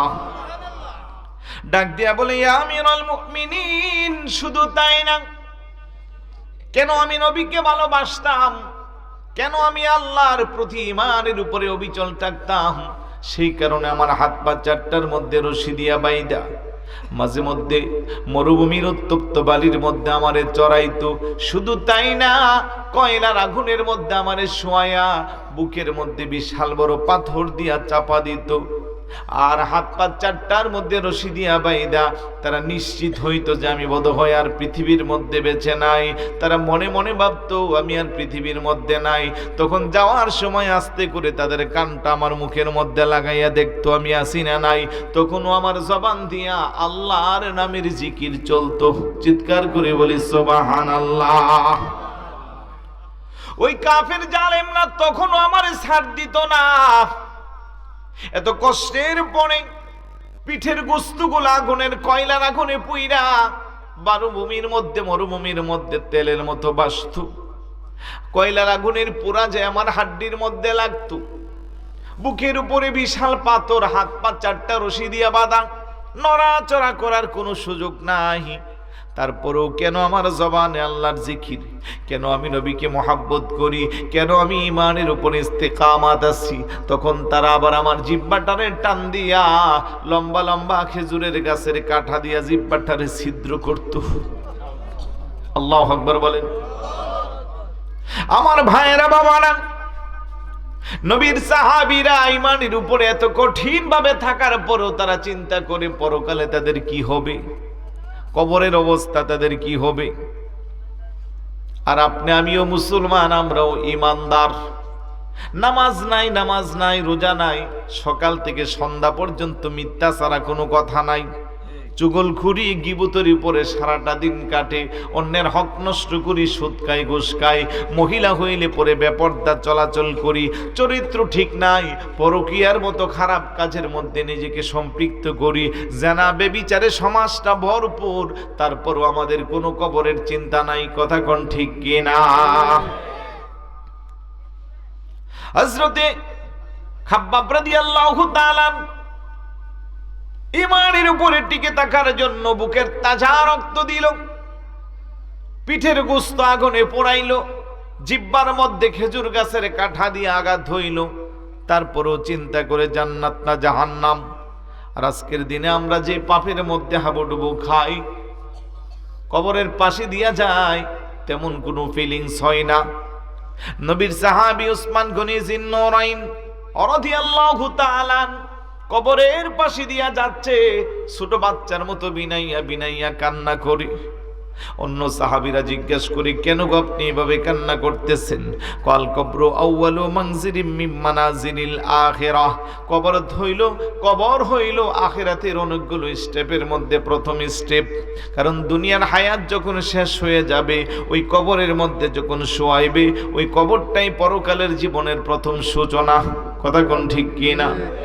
আল কবরু রাউযাতুম মিন রিয়াজিল জান্নাহ আও হুফরাতুম মিন হুফারিন নার। নবীর জবান মোবারক থেকে শুনেছি, আর কবরটা হইল কারো জন্য কবর হইল জান্নাতের বাগান সমূহের একটা বাগান, আর কারো জন্য জাহান্নামের গর্ত সমূহের একটা গর্ত। ঈমান যদি ভালো হয়, মরণটা যদি ভালো হয়, শেষ নিঃশ্বাসটা যদি নবীজির চেহারা মোবারক দেখে দেখে হয়, খাতমা বিল খায়র যদি হয়, আমলের পাল্লা যদি ভালো থাকে, ওই ব্যক্তির জন্য কবরটা ছোট্ট থাকবে না, এটা প্রশস্ত হয়ে আল্লাহর জান্নাতের সাথে সম্পৃক্ত হবে। চিৎকার করে বলি সুবহানাল্লাহ। আর যদি আমল খারাপ হয়, মরণটা যদি কুৎসিত হয়, আমলের পাল্লা যদি গোনা দিয়ে ভরপুর হয়, ওই ছোট্ট কবরটা আরো ছোট্ট হয়ে যাবে। ডানের মাটি বামের মাটি এত কঠিন ভাবে চাপা দিবে, মুহূর্তের মধ্যে হাড্ডি গুড্ডি পাউডারের মতো তছনছ করে ফেলবে। কথা বলেন ঠিক কি না? কবরের ভয় আসেনি? জোরে কোন আসেনি? কম না বেশি? নাই। কবরের পাশে দিয়া হেঁটে যা, তখন কবরের ভয় জাগ্রত হয় না। রাস্তার পাশে কবর, ওই কবরের পাশে দিয়ে হেঁটে যা। আমি অনেক দেখেছি, তখনও হাতের মধ্যে সিগারেট আছে না নাই? কবরের পাশে দিয়ে রিস্কায় চলে যা, পায়ের উপরে পা উঠায়া বাহাদুরি আছে না নাই? যুবকরা কবরের পাশে দিয়ে হেঁটে যা, হিন্দি গানের টান দিয়া যা। একটি বারের জন্য চিন্তা করে না, আমার মতো কত ক্ষমতাধর, কত যশ খ্যাতিওয়ালা, কত পাওয়ারফুল মানুষ এই জমিনে ছিল, আজকে তাদের কোনো অস্তিত্ব নাই। সবার ঠিকানা এই 3.5 হাত কবর। কথা কোন ঠিক কি না? আল্লাহ কোয়ালা তামশি ফিল আরদি মারাহা, জমিনের উপরে অহংকার করে হাঁটিও না। এই মাটির জমিন তোমাকে একদিন গ্রাস করবে, এই মাটির ভিতরেই তোমার আসল ঠিকানা হইবে, মাটি তোমার বিছানা। সুতরাং ওই 3.5 হাত কবরে যাওয়ার পূর্বে কবরটা যেন লম্বা হয়, অন্ধকার কবর যেন আলোকিত হয়, অন্ধকার কবরের প্রশস্ততা যেন জান্নাতের সাথে লেগে যায়, আর যাওয়ার আগে যেন পেয়ারা রাসূলের নূরানি চেহারা মুবারক দেখা যায়। ওই ভয় আমাদের অন্তরে থাকা দরকার আছে না নাই? অধিকাংশ মানুষ কবর নিয়ে চিন্তা করে না, মনে করে দুনিয়াটা মস্ত বড়, খাও দাও ফুর্তি করো, একবার আসছি আর জীবনে আসতে পারবো। একটা সময় আফসোস করে বলবে, আল্লাহ আরেকবার সময় দাও, আরেকবার যদি দুনিয়াতে পাঠাও, ওই দুনিয়াতে যাইয়া কোনো গুনাহের কাজ করব না, শুধু তুমি আল্লাহরে খুশি করার জন্য চেষ্টা করব। আইয়াতি আহাদাকুমুল মাউত ফায়াকুল রাব্বি লাউলা আখরতানি ইলা আজালিন করিব। কোনো লাভ হবে না। আফসোস লাগে আমার কাছে, আমরা ইমানদার, আমরা মুসলমান, আমাদের সবচেয়ে বড় সম্পদ হলো ঈমান। এক কাপ চায়ের কাছে আমরা ঈমান নষ্ট করে ফেলি, আছে না নাই? মনের অজান্তে মাত্র 10 টাকার কাছে আমাদের ঈমান বিক্রি হয়ে যাচ্ছে, নষ্ট হয়ে যাচ্ছে, আছে না? খারাপ লাগতেছে আপনাদের? এগুলো বললে কষ্ট পাইবেন? চায়ের দোকানে বসে বসে নিজের খাইয়া নিজের পইরা, আসরের নামাজের পরে এই শীতের মধ্যে ছেলের দেওয়া কাশ্মীরি শালটারে কাঁধে ফালা, আরেক ছেলের দেওয়া লম্বা টর্চ লাইটটা কোমরের মধ্যে গুঞ্জা টাকা নইয়া যাইয়া চায়ের দোকানে বসে। 3টা বাজে বসে, আসরের আজান দে, নামাজের খবর নাই, মাগরিব হয় একটু পরে, খবর নাই, এশা হয়, খবর নাই, 9টা বাজে ঘর থেকে ফোন দে, আপনি কই আছেন, খিদা লাগছে না? আসতেছি। এক বসা থেকে 3 ওয়াক্ত নামাজ কাজা, আমার এমন বহু মুরব্বী বাবা এই এলাকার আছে না নাই? ওই বাবার বয়সের যারা কবরে গেছে তাদের কবরের বয়সও 14 বছর হয়ে গেছে। আল্লাহ যে ওনাকে স্পেশাল দয়া করে হায়াত দিল, এটার কোনো শুকরিয়া নাই, ইবাদত বন্দিগি নাই। অথচ এই বয়সে ওনার কোনো কাজ নাই, কর্ম নাই, সন্তান বিদেশ থেকে চাকরি করে, কথা শুধু একটাই, আব্বা তুমি 5 ওয়াক্ত নামাজ আদায় করো আর তোমার যা লাগে আমাদেরকে বলো। সারা জীবন তুমি অনেক কষ্ট করছো, এখন আর তোমার কষ্টের দরকার। কিন্তু আমার আব্বা তো আর আব্বা নাই। আমার আব্বা দোকানে বইসা বইসা, আমার মুরব্বী দোকানে বইসা বইসা এই নরসিংহপুরের কার ছেলে কোন দিকে গেছে, কার মেয়ে কোন দিকে গেছে, কার ঘরে কি হইছে, 24টা ঘন্টা উনি গীবতের মধ্যে লিপ্ত। আছে না? এই চরিত্রের মুসলমান আছে না নি? পুরুষ বলেন মহিলা বলেন, আছে তো। আছে, আওয়াজে বোঝা যায় আপনাদের এলাকা নাই। আমি অন্য জায়গার কথা বলতেছি, আছে না নাই? কিন্তু আমার মুরব্বী বাবা জানে না যে এই গীবত করাটা ওনার কবরের আযাব কি উনি কাছে টাইনা আনতেছে। ওনার জীবনের কবুলকৃত আমলগুলো উনি বরবাদ করে দিচ্ছে। গীবত যে কত মারাত্মক ব্যাধি। আল গীবাতু আশাদ্দু মিনাজ জিনা। জিনার চেয়ে আরো কঠিন শাস্তি হবে গীবতের। জিনা করে আল্লাহর কাছে তওবা করলে, ক্ষমা চাইলে আল্লাহ ক্ষমা করবে। গীবত করে আল্লাহর দরবারে গেলে কবুলকৃত আমল সব বরবাদ হয়ে যাবে। হাসরের ময়দান যখন কায়েম হবে,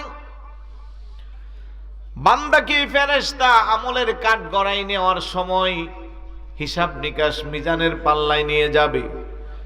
যাওয়ার সময় বান্দা বলবে, ভাই ফেরেশতা, এই যে একটা বিশাল বড় পাহাড় দেখা যায়, পাহাড়টা কিসের? ফেরেশতা বলবে, এটা তোমার নেকির পাহাড়। বান্দা মনে মনে খুশি, আরে কনকনে শীতের মধ্যে উযু বানাইয়া নামাজ পড়তাম, নরসিংহপুর মাহফিল একটা উমেশ দিতাম না, আল্লাহর পথে চলতাম, উলামায়ে কেরামের জবানে শুনতাম, ফামান ইয়ামাল মিসকালা যাররাতিন খায়রান ইয়ারাহ ওয়া মান ইয়ামাল মিসকালা যাররাতিন শাররান ইয়ারাহ। যাররা পরিমাণও আল্লাহ কারো নেকি কম দিবে না। সুতরাং আমার আল্লাহ তো আমার নেকি ঠিকই দিল, আমার নেকিগুলো একসাথে জমা বিশাল বড় একটা পাহাড় হয়ে গেল। এখন তো আমার আর কেউ আটকাইতে পারবে না। হিসাব নিকাশের পরে আমার ঠিকানা সোজা জান্নাত। খুশি না বেজার? লোকটা খুশি না বেজার? কারণ বিশাল বড় নেকির পাহাড়। কিছুক্ষণ পরে মিজানের পাল্লার হিসাব শেষ। ফেরেশতা এই রাস্তা দিয়া যখন আবার নিয়ে যাবে, এখন তাকাইয়া দেখে আর নেকির পাহাড় নাই। বান্দা করুণ সুরে বলবে, ভাই ফেরেশতা, এই জায়গা তো আমার নেকির পাহাড় ছিল, পাহাড়টা গেল কোথায়? ফেরেশতা একটা নিঃশ্বাস ফেলে ডাক দে বলবে, রে আল্লাহর বান্দা, তোর জন্য বড় আফসোস, তোর জন্য বড় মায়া লাগে। বলে কেন কেন? দুনিয়াতে কষ্ট করে আমলে রিয়াজত ইবাদত সাধনা করে আমলের বিশাল বড় পাহাড় জমিয়েছিলা, কিন্তু তোমার একটা বাজে অভ্যাস আছিল, তুমি হেঁটে হেঁটে মানুষের গীবত করতা। আজকের এই দিনে যাদের গীবত করলা তাদের কাছ থেকে ক্ষমা নেওয়ার কোনো সুযোগ নাই, তাদের কাছ থেকে চাওয়ারও তোমার কোনো সুযোগ নাই। তাই গীবতের পরিণাম হিসেবে তোমার সারা জীবনের কবুলকৃত আমলগুলো এখন তাদেরকে দেওয়া হয়ে গেছে। তোমার আমল নামায় কোনো আমল নাই। বোধহয় আরো কিছুক্ষণ পরে তোমার শরীরের গোস্ত কাইট্টা দিতে হবে। চিৎকার করে বলি নাউজুবিল্লাহ। বান্দা একটা চিল্লান দিয়া বলবে, আহারে, উলামায়ে কেরামের জবানে শুনতাম গীবত বড় মারাত্মক জিনিস, তারপরও আমলে দিতাম না। মনের অজান্তে চায়ের দোকানে বসে বসে আরেকজনের গীবত করতাম। আজকে আমার কষ্টের ইবাদতের সব সওয়াব মানুষকে দিয়া দিলাম। এখন আমার ঠিকানা জাহান্নাম ছাড়া কোনো উপায় নাই। কথা কোন ঠিক কিনা? এই স্বভাবের আমাদের এলাকায় মানুষ আছে না নাই? কম না বেশি? এই জন্য অনুরোধ করব, বাবা, অতীত জীবনের যা হওয়ার হয়ে গেল, আজকের মাহফিলের পর থেকে সিদ্ধান্ত নেবেন জীবনে কোনোদিন কারো ব্যাপারে গীবত করবেন না। বিশেষ করে মা বোনদেরকে বলবো, মা বোন যারা আছেন, আপনারা এই অভ্যাসটা আপনাদের মধ্যে বেশি দেখা যায়। শুনতে যদিও খারাপ লাগে গো মা, কষ্ট নেবেন না। With due respect from my heart, আমি নারীদেরকে সর্বোচ্চ সম্মান দিয়া কথা বলি, কারণ আমিও কোনো না কোনো মার গর্ভ থেকে দুনিয়াতে আসছি। কথা কোন ঠিক কিনা? বলবো, মা, অধিকাংশ মহিলারা মেরাজ রজনীতে যখন আমার নবী আল্লাহ যখন জান্নাত জাহান্নাম দেখাইছি, ওই জায়গা থেকে এসে আমার নবী আফসোস করে বলেছেন, আমার উম্মতের অধিকাংশ মহিলারা জাহান্নামী। সাহাবারা জিজ্ঞাসা করলো, কেন গো নবীজি? তাদের একটা অভ্যাস আছে, তারা একজনের কথা আরেকজনের কাছে বেশি করে চুগলখুরি গীবত তাদের দ্বারা বেশি হয়। এই জন্য মাদেরকে বলবো, কোনো দরকার নাই, আপনার ঘরের কথা আপনি ঘরে রাখবেন, আপনার স্বামীর কথা স্বামীর কাছে রাখবেন, ঘরের কথা বাহিরে বলবেন না, নিজের দুর্বল পয়েন্টগুলো অন্য মানুষকে জানাইয়েন না, যা যা প্রয়োজন সব আল্লাহর কাছে চাইবেন। কথা বলেন ঠিক কি না? খারাপ লাগতেছে? মনে কষ্ট নিচ্ছেন? দুধের বাজার কোন দিকে আসেনি? রসুলপুর? হ্যাঁ, আজব।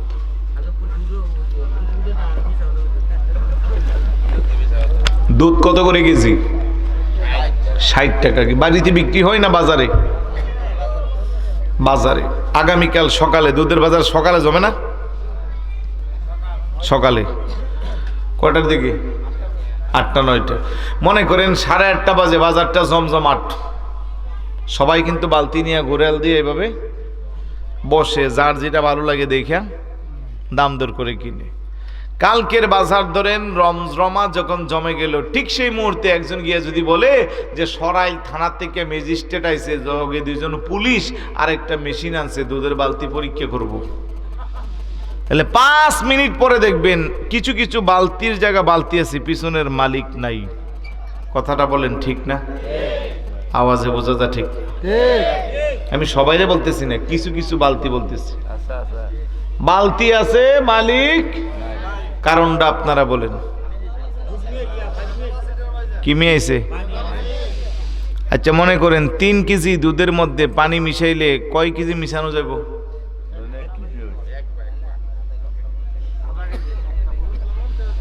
যতলা মনসা কইলে তো এটার দুধ থাকতো না, এটা সাদা পানি। আক্কল দিয়া বিবেক দিয়া কন্যা কদ্দুরা মিশান যাব। ধরেনটা ওনারটাই ধরলাম, আধা কেজি, সর্বোচ্চ আধা কেজি। তাহলে 60 টাকা কেজি হলে 3 কেজির দাম 180 টাকা, আর আধা কেজি 30 টাকা, হইল কত? 210 টাকা। গাভীরও যদি আগের দিন ভালো করে ঘাস, তারপরে তার কি খাবার আছে এগুলা খাওয়ায়, তাহলে পরের দিন এমনিতেই একটু দুধ বাড়ে। সুবহানাল্লাহ বলবেন না? কিন্তু এই নরসিংহপুরের বিলের মধ্যে যত ঘাস আছে, সব ঘাস একসাথে করে আমরা সবাই মিললা মেশিন দিয়া চাইলে 1 ফোঁটা দুধ বাইর করতে পারবো? কিয়ামতের আগে সম্ভব? তাহলে আল্লাহর একটা স্পেশাল নিয়ামত, আমাদের একটা সুস্বাদু পুষ্টিকর খাবার আল্লাহ আমাদেরকে তৈরি করে দেয়। আল্লাহর উপরে আস্থা হারাইয়া 3 কেজিকে 3.5 কেজি বানাইয়া 180 টাকার জায়গা 210 টাকা আনলাম। এখন বলেন, 180 টাকা যেটা আপনার জন্য 100% হালাল ছিল, লগে 30 টাকা মিললে এখন 210 টাকা আপনার জন্য হালাল না হারাম? আওয়াজ দেন, হালাল না হারাম? কোনো সন্দেহ আছে? এই 210 টাকার সদাই করবেন, মাছ আনবেন, শুটকি আনবেন, সবজি আনবেন, এগুলো ঘরে দিবেন, ঘরে রান্না করব, এগুলো আপনার পেটের মধ্যে যাইয়া শরীরে রক্ত সঞ্চয় হবে, সেখান থেকে গোস্তের টুকরা, তারপরে শরীরটা মোটা তাজা। আল্লাহর নবী কো লা ইয়াদখুলুল জান্নাতা লাহমুন নাবাতা মিনাস সুহতি ও কুল্লু লাহমিন নাবাতা মিনাস সুহতি নারু আওলা বিহি। উম্মত, খবরদার, এই অবৈধ উপার্জনের টাকা তোমার শরীরে যাইয়া তোমার শরীরটা মোটা তাজা হইল, খোদার কসম তোমার এই মোটা তাজা শরীরের জন্য অধিক উপযুক্ত স্থান হইল জাহান্নামের আগুন। জোরে কন্যা নাউজুবিল্লাহ। তাহলে আপনি মনের অজান্তে 30 টাকার কাছে ইমান নষ্ট করলেন। 1 পা হইলে 15 টাকা। আর অধিকাংশ আছে একেবারে পাক্কা হাজির সাহেব, মানে 3 কেজি হইতে ধরেন এতটুকু বাকি আর কি, 1 মুঠ হইলে মানে মাফার পরে দেখে যে 3 কেজি এখনো হইতেছে না, আধা পোয়া দিলে হইব, উনি বুদ্ধি করে আধা পোয়া মিশাইতে। তাহলে আধা পোয়ার দাম হইল 60 টাকা, 60.5 টাকা। বলেন কয় টাকা? তাহলে 60.5 টাকার কাছে দৈনিক ইমান বিক্রি করে এরকম হাজার হাজার মুসলমান আছে না নাই? নবীর সাহাবীদের জীবনে কি দেখলাম? তাদের জীবন বিসর্জন হয়ে যায়, পাথরের আঘাত দিয়ে বুকে রক্তাক্ত করা হয়, তারা ঈমান দেয় না, ছাড়ে না। আর আমরা 60 টাকা 10 টাকা 20 টাকার কাছে ঈমান নষ্ট করি। খারাপ লাগতেছে? তাইলে ঈমানের উপরে ইস্তেকামত থাকা দরকার আছে না নাই?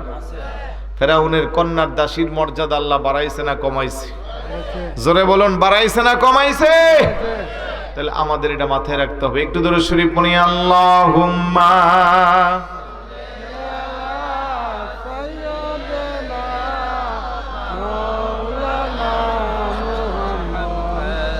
ওয়া আলা আলি সাইয়্যিদিনা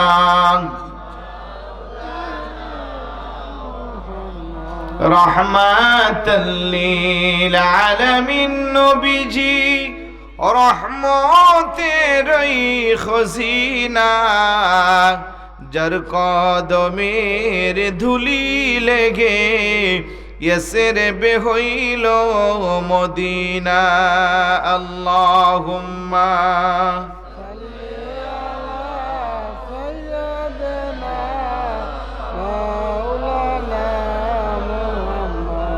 ওয়া আলা আলি সাইয়্যিদিনা।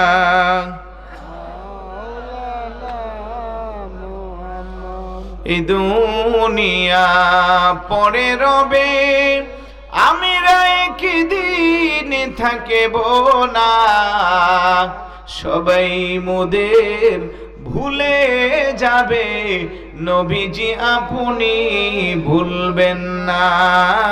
আল্লাহুম্মা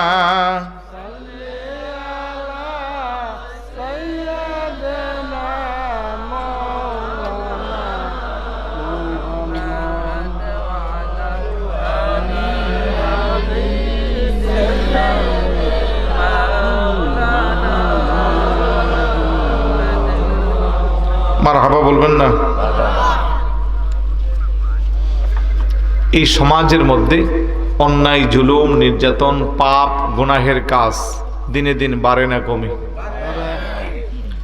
বর্তমান সময়ে কবরের আযাবের কথা যদি বলতে চাই, এই কথাগুলো আসবে। অধিকাংশ কবরের আযাব আমরা নিশ্চিত করতেছি আমাদের বদ আমলের কারণে। আর এখন সবচেয়ে বেশি ইয়ং জেনারেশন, যুবক যুবতী বেশিরভাগ চরিত্রহীনতার পরিচয় দিচ্ছে। এই মোবাইল নামক যন্ত্রের মাধ্যমে সমাজে কত যে অঘটন ঘটতেছে তার কোনো হিসাব নাই। এই মোবাইলটারে চাইলে আপনি ভালোভাবে ব্যবহার করতে পারবেন, চাইলে এটাকে খারাপভাবেও করতে পারবেন। এই মোবাইলের মাধ্যমে কারো জন্য কল্যাণ বয়ে আনে, কারো জন্য জীবন ধ্বংসের দ্বার প্রান্তে নিয়ে যান। যুবক যুবতীরা ফ্রি ফায়ার, পাবজি গেম, অশালীন দৃশ্য দেখে রাত কাটায়। 3টা 4টা সন্তানের মা, স্বামী বাহিরে থাকে, স্বামীর অগোচরে আরেকজন পর পুরুষের সাথে সম্পর্ক গড়ে ওঠায়। একটা সময় 10-15 বছরের দাম্পত্য জীবন ধ্বংস হয়ে যায়। আছে না নাই? কম না বেশি? এমন কোনো দিন নাই। নারী যেমন এমন আছে, আবার পুরুষও এরকম আছে। তার ঘরে স্ত্রী আছে, 2টা 3টা সন্তান আছে, নিজের স্ত্রী ভালো লাগে না, পরের স্ত্রী নিয়ে পরকীয়া করে। আছে না? তাহলে ছেলেও আছে, মেয়েও আছে, পুরুষও আছে, নারীও আছে। সমান সমান করে তোমার খুশি লাগতেছে নাকি? সমান সমান বলল না, আমরা পুরুষটা আরো বেশি খারাপ, শুধু শুধু মহিলাদেরকে দোষ দিলে হবে না, ঠিক না?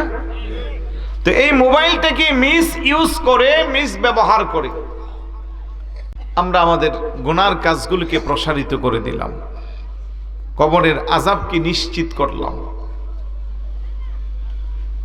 নবীর সাহাবী যারা ছিল, ছোট্ট একটা গুনাহ করলে পাগল পারা হইয়া তারা পাগলের মতো কান্নাকাটি করত।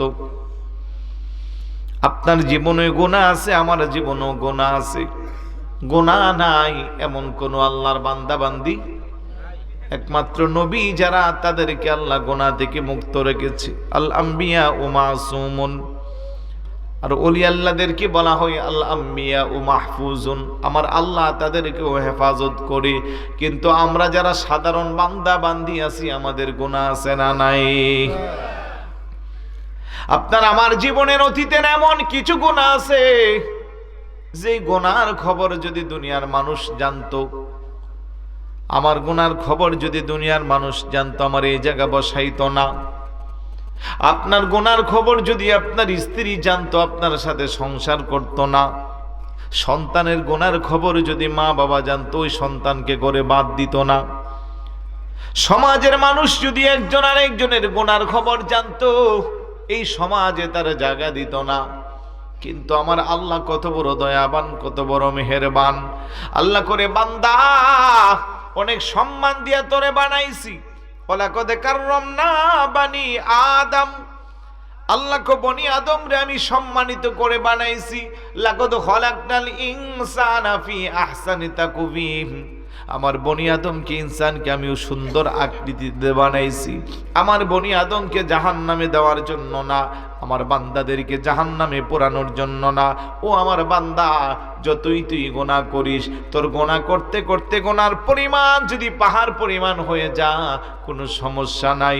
আমি আল্লাহর কাছে যদি তাওবার মতো তাওবা করতে পারিস, আমি আল্লাহ মুহূর্তের মধ্যে তোর তামাম জীবনের গুনাহগুলো ক্ষমা করে দিব। আল্লাহ কলা তাকনাতু মির রাহমাতিল্লাহ। আমি আল্লাহর কাছে তুই নৈরাশ হইস না রে বান্দা, শুধু আমি তোরে ক্ষমা করে দিব না, আমি চাইলে তোর গুনাহগুলো মুহূর্তের মধ্যে নেকিতেও রূপান্তরিত করতে পারি। তওবা করলে আল্লাহ বেশি খুশি হয়। সহিহ বুখারী শরীফের হাদিস, কোন একজন ব্যক্তি, কোন একজন মুসাফির তার একমাত্র বাহন উট কিংবা ঘোড়াটারে মরুভূমির মাঝখানে যাইয়া হারাইয়া ফেলল। যারা আরবে ছিলেন, মরুভূমি সম্পর্কে আপনাদের আইডিয়া আছে। কয়েক হাজার মাইলের ভিতরে কোনো বাড়ি নাই, ঘর নাই, মানুষ নাই, আছে না? আমি মাস্কেট থেকে ওমান সালালা গেছিলাম, ইচ্ছা করে আমি কই আমি গাড়ি দিয়ে যাব, কেউ রাজিও না। হুজুর আমরা বিমানের টিকিট দিব, আমি কি না, আমার মরুভূমি দেখার একটা শখ। কারণ আমি নেটে দেখছি 1200 কিলোমিটার মাঝখানে শুধু 200, 250, 400, 500 কিলো পরে পরে একটা তেলের পাম্প আছে, পেট্রোল পাম্প আছে, আর মাঝে মধ্যে ওই হোটেল মানে খাবারের দোকান টোকান আছে। এছাড়া আর কি নাই? কিছুই নাই। আল্লাহু আকবার। 200-250 কিলো পরে পরে গাড়ির গ্লাস যদি একটু নিচে নামাই দে, মনে হয় যেন ভূমিকম্পের মতো আওয়াজ।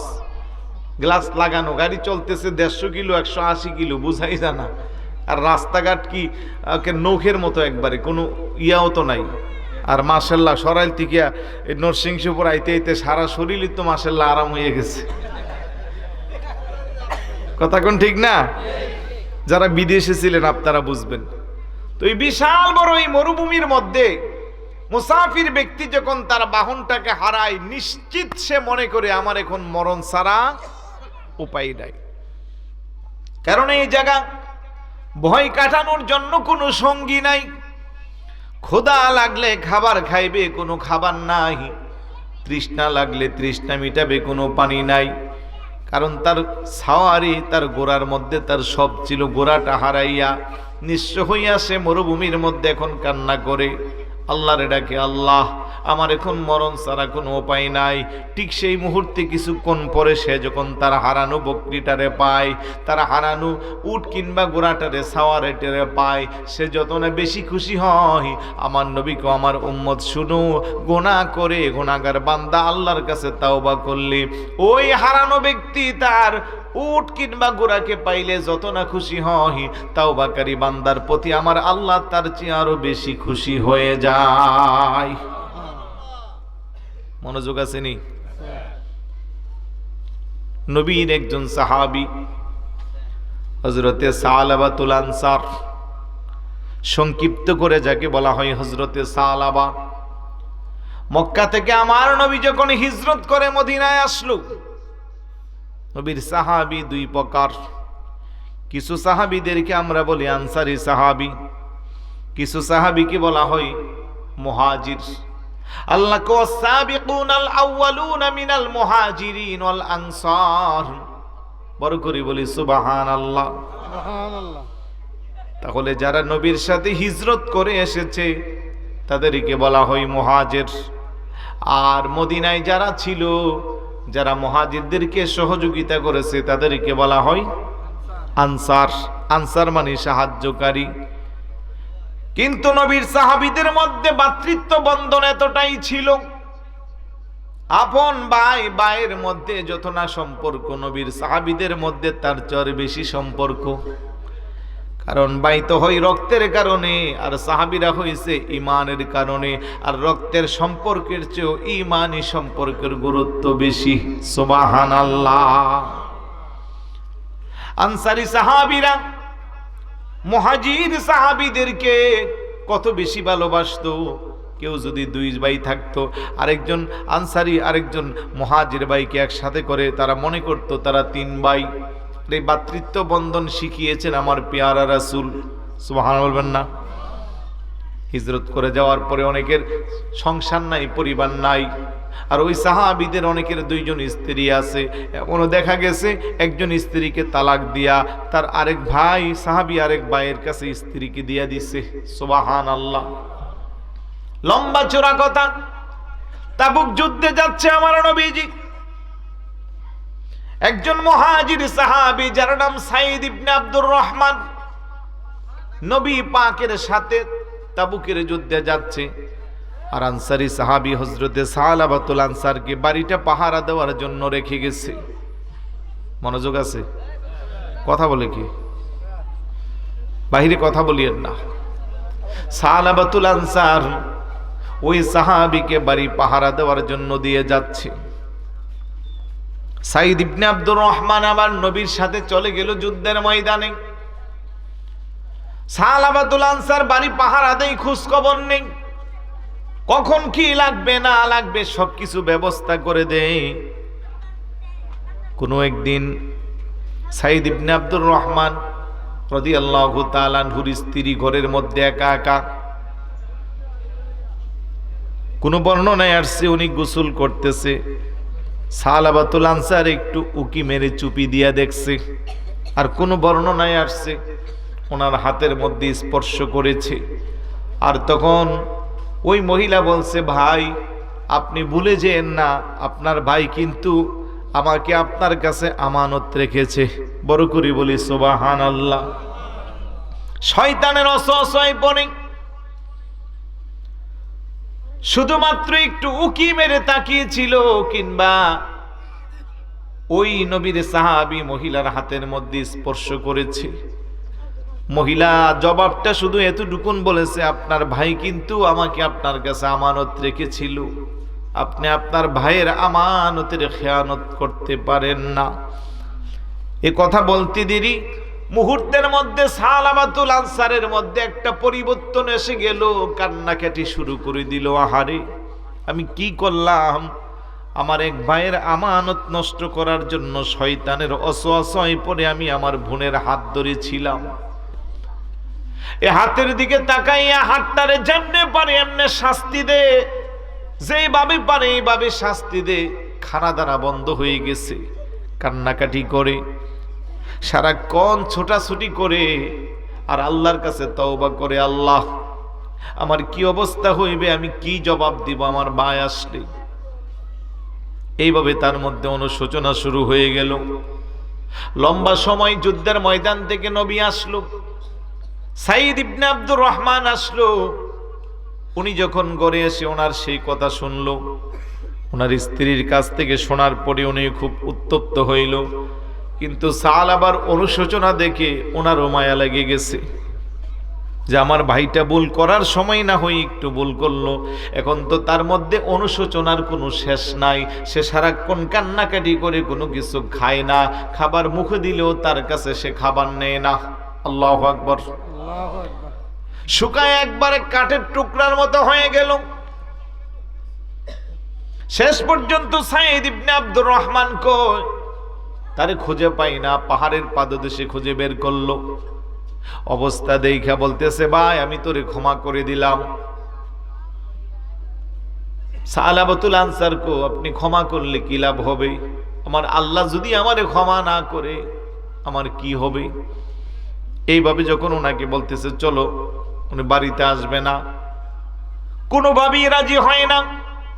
শেষ পর্যন্ত সাঈদ ইবনে আব্দুর রহমানকে কয়, আমার হাতগুলো পিছে দিক দিয়া বাইদা আমারে গোলামের মতো রশি দিয়া টেনে টেনে নিয়ে যাও, আমার বিচার হইলে পরে আমি শান্তি পাইব। আমি চাই না পরকালে আমি জাহান্নামে জ্বলি, দুনিয়ার শাস্তি দিয়াই আগে আমার শাস্তিটা কমপ্লিট হোক। না রে ভাই, তোর এইভাবে আমি নিতে পারি না। না না না, আমার হাত পা চারটার মধ্যে রশি দিয়া বাইদা হাতগুলো কি পিছনের দিকে পায়ের সাথে বাঁকা করে বাঁধো, আর গোলাম যেমনে তার মনিব টেনে টেনে তার মনিব গোলাম রেনে আমার রশি দিয়া শেষরাইয়া শেষরাইয়া টেনে টেনে নিয়ে যাও। এইভাবে সাঈদ ইবনে আব্দুর রহমান নবীর সাহাবী সালাবাতুল আনসারকে নিয়ে গেল হযরতে ওমরের কাছে। হযরতে ওমর তো বড় নেই পরায়ণ বাদশাহ, সব ঘটনা শোনার পরে ওনার চক্ষু আকাশে উঠে গেল। নিজে ধিক্কার দিয়া বলে, না না না, এই জাহান্নামীকে আমি আমার কাছে রাখতে পারবো না, তার বিচার আমি করব না, অন্যদিকে নিয়ে যাও। নিয়ে গেল হযরত আবু বকর সিদ্দিক রাদিয়াল্লাহু তাআলা আনহুর কাছে। উনিও শুনে খুব বেশি গরম, না না না, তার বিচার আমি করব না, দূর নিয়ে যাও। মাওলায়ে কায়নাত শের খোদা আলী রাদিয়াল্লাহু তাআলা আনহুর কাছে নিয়ে গেল, একই কথা, না না না, তার বিচার আমি করব না।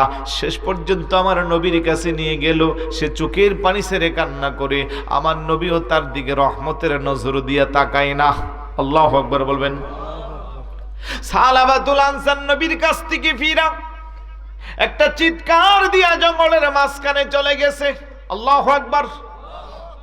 ওই জঙ্গলে যাইয়া সারাদিন কিছু খাই না, গুহার মধ্যে দিনটা কাটাই, আর রাতের বেলা বিকাল বেলা সূর্য অস্তের আগে আইসা আল্লাহর দরবারে তওবা করে সিজদায় পড়ে এমন ভাবে কান্না করে, কান্নার আওয়াজে পুরা পাহাড়টার মনে প্রকম্পিত হয়ে যায়। অনেকদিন চলে গেল, কোনো খোঁজ খবর নাই। ওই দিক দিয়ে আমার আল্লাহ ফেরেশতা জিবরাইল আলাইহিস সালাতুস সালামকে নবীর কাছে পাঠাইছে। ফেরেশতা জিবরাইল আমিন এসে কয়, ইয়া রাসূলুল্লাহ, 18,000 মাখলুকাত দুনিয়ার সব কিছু সৃষ্টি করলো কে? আমার নবী কো, আমার আল্লাহ। কো সৃষ্টি যদি ভুল করে তা ক্ষমা করার অধিকার আল্লাহর আছে না নাই? আছে। আল্লাহর অধিকার যদি থাকে তাহলে শোনেন, সালাবাতুল আনসারকে আমার আল্লাহ ক্ষমা করে দিয়েছে, তার তওবা আল্লাহর দরবারে কবুল হয়েছে। আমার নবী সাহাবাদেরকে ডাক দিল, ডাক দিয়ে বলল, সালাবা কোথায়? হুজুর, সালাবার তো কোনো খোঁজ খবর নাই, আপনার দরবার থেকে সেদিন ফিরে যাওয়ার পরে আর তারে আমরা খুঁজে পাই না। আমার নবীকে তারে খুঁজে বের করে এনো, তার জন্য খুশির সংবাদ। আল্লাহু আকবার বলবেন না? আল্লাহর পক্ষ থেকে তার জন্য ফয়সালা হয়ে গেল। হযরতে সালমান ফারসি রাদিয়াল্লাহু তাআলা, আলী রাদিয়াল্লাহু তাআলা বের হয়ে গেল। চতুর্দিকে খোঁজাখুঁজি করে কোনো খোঁজ খবর নাই। পাহাড়ের পাদদেশে যাওয়ার পরে কিছু রাখালরা বলে, এই পাহাড়ে একটা যুবক আছে, সোগায়া একবারে কাঠ হয়ে গেছে। এই যুবকটা জাহান্নামের ভয়ে এত বেশি কান্না করে, তার কান্নার সাথে সাথে মনে হয় যেন পাহাড়গুলো কান্না করে। দিনের বেলা কোথায় লুকায়া তাকে পাওয়া যায় না, সূর্য ডুবে ডুবে অবস্থায় ওই সময় সে পাহাড় থেকে বের হয়ে আসে, আর সারাটা রাত আল্লাহর দরবারে কান্নাকাটি করে। হযরতে সালমান ফারসিকে ওই লোকটারে আমরা খুঁজতেছি, কবুদ হয় উনি হবে, দেহের আকৃতি বোঝা যায় উনি হবে। যান যান ওই পাহাড়ের পাদদেশে ওই কর্নারের মধ্যে সন্ধ্যাবেলা ওনারে পাইবেন। যে মাত্র সন্ধ্যা গনায় আসলো, ঠিক ওই মুহূর্তে সালাবাতুল আনসার আসলো, আয়েশা আবার কান্না করে আল্লাহর কাছে ফরিয়াদ করে। আল্লাহু আকবার বলবেন না? আমরাও আল্লাহর কাছে ফরিয়াদ করি কি করি না? আওয়াজ দেন। আপন হাতে বান্দা তুমি আল্লাহ বানায়া, কেমনে দিবা জাহান্নামে ফেলিয়া, বলেন কেমনে দিবা জাহান্নামে ফেলি। গুনারে বুঝা মাতাই লইয়া গড়তেছি মাফ করে দাও মাবুদে মাওলা এলাহি, বলেন মাফ করে মাবুদে মাওলা। গুনাহ করেছি ভুল করেছি মাবুদে রাব্বানা, হাসরের দিনে গুনাহগারে বইলা ডাইখো না, বলেন হাসরের দিনে গুনাহগারে বইলা সকলেরই দরে যা হইতে আল্লাহ ফিরিয়া কোন আল্লাহ, সকলেরই দরে যা হইতে আল্লাহ ফিরিয়া, তোমারি দর যাতে ঘরইলাম বসিয়া, বলেন তোমারি দর যাতে ঘরইলাম। তুমি যদি মাফে না করো তোমার বান্দারে, বলো তোমার বান্দা যাবে কার কাছে, বলেন বলো তো তোমার বান্দা যাবে কার কাছে। আমার ভাইরা, গভীর রজনীতে যখন পৃথিবীর সব ঘুমায়া যায়, তাহাজ্জুদের মুসল্লায় সিজদায় পড়ে কথাগুলো বলে বলে চোখের পানি ছেড়ে ছেড়ে কান্না করবেন। আমার নবী কোলাইল জুন্নার মান বাকা মিন খশিয়াতিল্লাহ, আল্লাহর ভয়ে যার চোখ দিয়া মাছির মাথা পরিমাণ পানি বের হয়, ওই চক্ষু কোনোদিন জাহান্নামে যাবে না। বান্দা গুনাহ করতে করতে যদি আকাশ পরিমাণও গুনাহ করে ফেলে, পাহাড় সমতুল্য যদি তার গুনাহ হয়, তাওবার মতো যদি আল্লাহর কাছে তাওবা করতে পারে, আমার নবী কথা ইবমি জাম্বি কামাল্লা জাম্বালাহু, তাওবাকারী ব্যক্তির মর্যাদা আল্লাহর কাছে তেমন নবজাতক সন্তান দুনিয়াতে আসলে যেমন তার কোনো গুনাহ থাকে না, তাওবা কবুল করলে বান্দার আমল নামায় কোনো গুনাহ থাকে না। চিৎকার করে বলি সুবহানাল্লাহ। নবীর সাহাবী সালামাতুল আনসারকে সালমান ফারসি ডাক দিয়া কো, চলো নবীর দরবারে তোমাকে নেওয়ার জন্য আসছি। সে বলে, না না না, আমি যেতে পারবো না, আমি যেতে পারবো না, আমি গুনাহগার, আমি পাপী, আমার আল্লাহ যদি আমারে ক্ষমা না করে নবীর দরবারে আমি কেমনে মুখ দেখাইব। সালমান ফারসিকে নবী পাঠাইছে, আল্লাহর পক্ষ থেকে তোমার জন্য নবীর কাছে সংবাদ আসছে, আল্লাহ তোমারে ক্ষমা করে দিয়েছে। নবী বলছে তোমারে নিয়ে যাইতে। সালাবাতুল আনসার চোখের পানি ছেড়ে যাই না। তারা দুইজন দুই দিক দিয়া জবরদস্তি করে ধরে নিতে নিতে রাতটা শেষ। ফজরের নামাজের আজান দিল। মসজিদে নববী শরীফের মধ্যে আমার নবীর ইমামতিতে নামাজ চলতেছে। হযরতে বেলাল যখন একামত দিল, আমার নবী যখন নামাজ শুরু করলো তাকবীরে উলার সাথে সূরা ফাতিহা পড়ে যেই মাত্র আমার নবী সূরা তাকাসুর পড়তেছে, আলহাকুমুত তাকাসুর, এতটুকু বলতে দেরি তারা তিনজন একবারে শেষ কাতারে একসাথে দাঁড়াইছে। নবীর জবানের তাকাসুর শোনার শব্দটা শুনতে দেরি, সালাবা নামাজের ভিতরে একটা চিৎকার মারছে, আল্লাহু আকবার। জোরে বলি আল্লাহু আকবার। আমার নবী যখন আর একটু সামনে বলল, হাত্তা যুরতুমুল মাকাবির, এই কথা বলতে দেরি সাহাবা আরেকটা চিৎকার দিয়া ওই জায়গার মধ্যে বেহুশ হয়ে গেছে। নামিয়ে নবী নামাজ সালাম ফিরাইয়া ডাক দেখো সাহাবারা কে আওয়াজ দিল? সালমান ফারসি কো আপনার সাহাবারে খুঁজে পাইছি। ততক্ষণে সাহাবা আল্লাহর ডাকে সাড়া দিয়া চলে গেছে। আল্লাহু আকবার বলবেন না? আমার নবী এবার ডাক দেখো, আমার সাহাবাকে তোমরা তাড়াতাড়ি গোসলের ব্যবস্থা করে দাও, আমি নিজে তার নামাজ জানাজার ইমামতি করব। একটু দরুদ শরীফ পড়ে, আল্লাহুম্মা সাল্লি আলা সাইয়্যিদিনা হাসান ভাই এখানে ক্যামেরাম্যানটা নাই وعلى آل سيدنا জোরে জোরে পড়ি ইয়া রাসূলুল্লাহ ইয়া হাবিবাল্লাহ ইয়া রাসূলুল্লাহ ইয়া হাবিবাল্লাহ ইয়া রাসূলুল্লাহ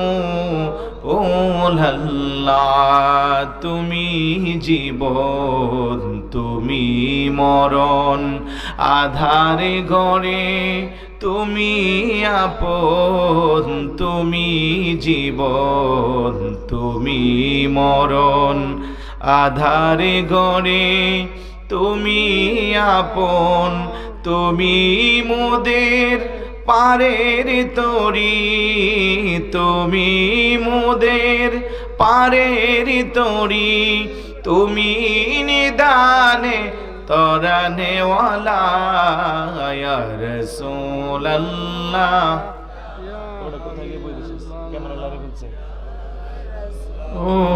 রাসূলুল্লাহ বলেন ইয়া রাসূলুল্লাহ ইয়া হাবিবাল্লাহ ইয়া রাসূলুল্লাহ তুমি মোদের আশার আলো তাই তো তোমায় বাসি ভালো তুমি মোদের আশার আলো তাই তো তোমায় বাসি ভালো হৃদয় নামের ফুলদানিতে হৃদয় নামের ফুলদানিতে গেথে রেখেছি প্রেমের মালা ইয়া রাসূলুল্লাহ ইয়া হাবিবাল্লাহ ইয়া রাসূলুল্লাহ ইয়া হাবিবাল্লাহ ইয়া রাসূলুল্লাহ জোরে বলি মারহাবা আর একটু জোরে বলি মারহাবা আমার ভাইয়েরা বাবারা বলছিলাম নবীর সাহাবী হযরতে সালাবা রাদিয়াল্লাহু তাআলা নামাজরত অবস্থায় আল্লাহর ডাকে সাড়া দিয়ে চলে গেল। নামাজের পরে আমার সাহাবীরা আমার নবী সহ মিলে অনেকভাবে নাড়াচাড়া করলো, কিন্তু আল্লাহর বান্দা আল্লাহর ডাকে সাড়া দিয়ে চলে গেছে। আমার নবীজি নিজ হাতে সব ব্যবস্থা করতেছে। ওনার একটা মেয়ে দৌড়াই আসছে, আমার নবী সান্ত্বনা দিয়ে বলতেছে, আজ থেকে আমি তোমার বাবা। সুবহানাল্লাহ বলবেন না? আমার কন্যা ফাতেমা তোমার বোন, সুতরাং তুমি মনে কষ্ট নিও না। বাবা হারানোর জন্য তুমি মনের মধ্যে কষ্ট নিও না। আমি তোমার বাবা, আমার মেয়ে কন্যা ফাতেমা তোমার বোন। সুবহানাল্লাহ। শেষ পর্যন্ত নামাজে জানাজা আদায় করে যে কবরের মধ্যে ওনাকে দাফন করবে, আমার নবী নিজে লাশটা নিয়ে সাথে সাথে গেল। কবরের পাশে যাই আমার নবী বৃদ্ধাঙ্গুলে বর করে করে হাঁটতেছে। সাহাবারা ইতিপূর্বে আমার নবীর এইরকম বৃদ্ধাঙ্গুলে বর দিয়ে হাঁটার দৃশ্য দেখে নাই। কবরস্থ করে লম্বা চোরা কথা চলে আসলো। সাহাবারা জিজ্ঞেস করলো, ইয়া রাসূলুল্লাহ, সালাবার কবরের পারে যাইয়া আপনি বৃদ্ধাঙ্গুলে হাত দিয়া বর দিয়া কেন হাঁটলেন? আমার নবীকে আমার সাহাবারা, বিশ্বাস করো, সালাবার কবরের পারে যাইয়া আমি যে পা ফেলবো ওই জায়গাটা পাচ্ছি না। আল্লাহর লক্ষ লক্ষ ফেরেশতারা জমিনের মধ্যে কার্পেটের মতো বিছায় আছে। বড় করে বলি সুবহানাল্লাহ। পা দিব যে ওই জায়গাটাও, সাহাবারা সব এসে তার কবরের চতুর্পাশে বরপুর। আল্লাহ তার তাওবাকে এতভাবে কবুল করেছে। আল্লাহু আকবার বলবেন না? কি অপরাধ ছিল? একজন বোনের হাতে সর্বোচ্চ ধরছে বলে বর্ণনা। কোথাও কোথাও ওনার নিজ কক্ষে উনি দূর থেকে উকি মেরে দেখেছে বলে বর্ণনা। ধরে নিলাম হাতটা দিয়া দললই শয়তানের অসওয়াসায় পড়ে, তারপরে তাওবা করে আমার আল্লাহ ওনার তাওবাকে কত বেশি কবুল করেছে। নবীর কাছে ফেরেশতা জিবরাইল আমিনের মাধ্যমে পাঠাইছে যে আপনি ওনাকে এইভাবে তাড়ায় দিলেন কেন? আল্লাহর যেহেতু সৃষ্টি, আল্লাহ চাইলে ক্ষমা করতে পারে, আল্লাহ ওনাকে ক্ষমা করে দিছে। সুবহানাল্লাহ বলবেন না? আর আজকে আমরা সমাজের মধ্যে গুনাহ করতে করতে এমন কোনো গুনাহ নাই যেটা আমাদের দ্বারা হয় না। কথা কোন ঠিক না? জেনা বেবিচার তো এটা এখন মনে হয়েছে না আধুনিকতার মধ্যে পরিচয় হয়ে গেছে। আমার ভুল হয়েছে, সব বাদ আজকের মাহফিলের পরে তওবা করে আমরা ভালো হতে চাই। বলেন ইনশাআল্লাহ। আর একটু জোরে বলেন ইনশাআল্লাহ। মা বোনদেরকে বলবো, নামাজ পড়া যেমন ফরজ, রোজা রাখা যেমন ফরজ, ঠিক পর্দা করাও ফরজ। স্বামীর আনুগত্য করবেন, স্বামীর অগোচরে আপনার ইজ্জতকে আপনি হেফাজত করবেন, 5 ওয়াক্ত নামাজ পড়বেন, রমজানের রোজা রাখবেন। আল্লাহর নবীর কি চমৎকার হাদিস দেখেন, কল মারআতু ইজা সাল্লাত খামসাহা ওয়া সামাত শাহরাহা ওয়া আহসানাত ফারজাহা ওয়া আতাআত যাওজাহা ইয়াদখুলুনাল জান্নাহ আইয়ু আবওয়াবিন শাআত। সুবহানাল্লাহ বলবেন না? আমার উম্মতের মহিলারা যদি 4টা জিনিসে আমল দেয়, 1 নম্বরে 5 ওয়াক্ত নামাজ, 2 নম্বরে রোজা, 3 নম্বরে নিজের ইজ্জতের হেফাজত, 4 নম্বরে স্বামীর আনুগত্য। কয়টা বললাম? 4টা। এই 4টা জিনিস যে মা বোন তার বাস্তব জীবনে আমলে দিবে, আমার নবী কো 8খানা জান্নাতের সব দরজা তার জন্য খোলা থাকবে। যেই দরজা দিয়ে মনে চায় সেই দরজা দিয়ে সে জান্নাতে প্রবেশ করবে। আর একটু জোরে বলুন না সুবহানাল্লাহ। আল্লাহ যেন আমাদের মা বোনদেরকে রাবিয়া বসরির মতো ওলি বানাইয়া দেয়। এদিক দিয়ে 2 জনে আমিন কইছে, বাকিদের মনে বাড়ি ঝগড়া করে আইছে। আরে মহিলারা জান্নাতে গেলে কি আমাদের কোনো লস আছে? আপনারা কি চান কবরে যাইও ওরা জাহান্নামে যাইতো? পুরা জীবনটাই তো ওদের জাহান্নামের আগুন। 3 বেলা চুলার কাছে তাকে আগুনে জ্বলতে জ্বলতে আর জ্বলতোটা কি? একটু দোয়া করবেন ওই জায়গার মধ্যে কার্পণ্য করতেছেন। কালকে সকালে নাস্তা বানায় না দিলে বুঝবেন কয় মাসে কয় দিন। একটু জোরে কর না আমিন। আল্লাহ আমাদের প্রত্যেকটা মা বোনকে রাবিয়া বসরির মতো ওলিয়া বানিয়ে দাও। খাতুনে জান্নাত মা ফাতেমা রাদিয়াল্লাহু তাআলা আনহার জিন্দেগি নসিব করো, বলো না আমিন। মা বোনদেরকে বলবো স্বামীর খেদমত করবেন, স্বামীর আনুগত্য করবেন। অধিকাংশ দাম্পত্য জীবন এখন নষ্ট হয়ে যাচ্ছে, স্বামীর মূল্যায়ন করতেছে না।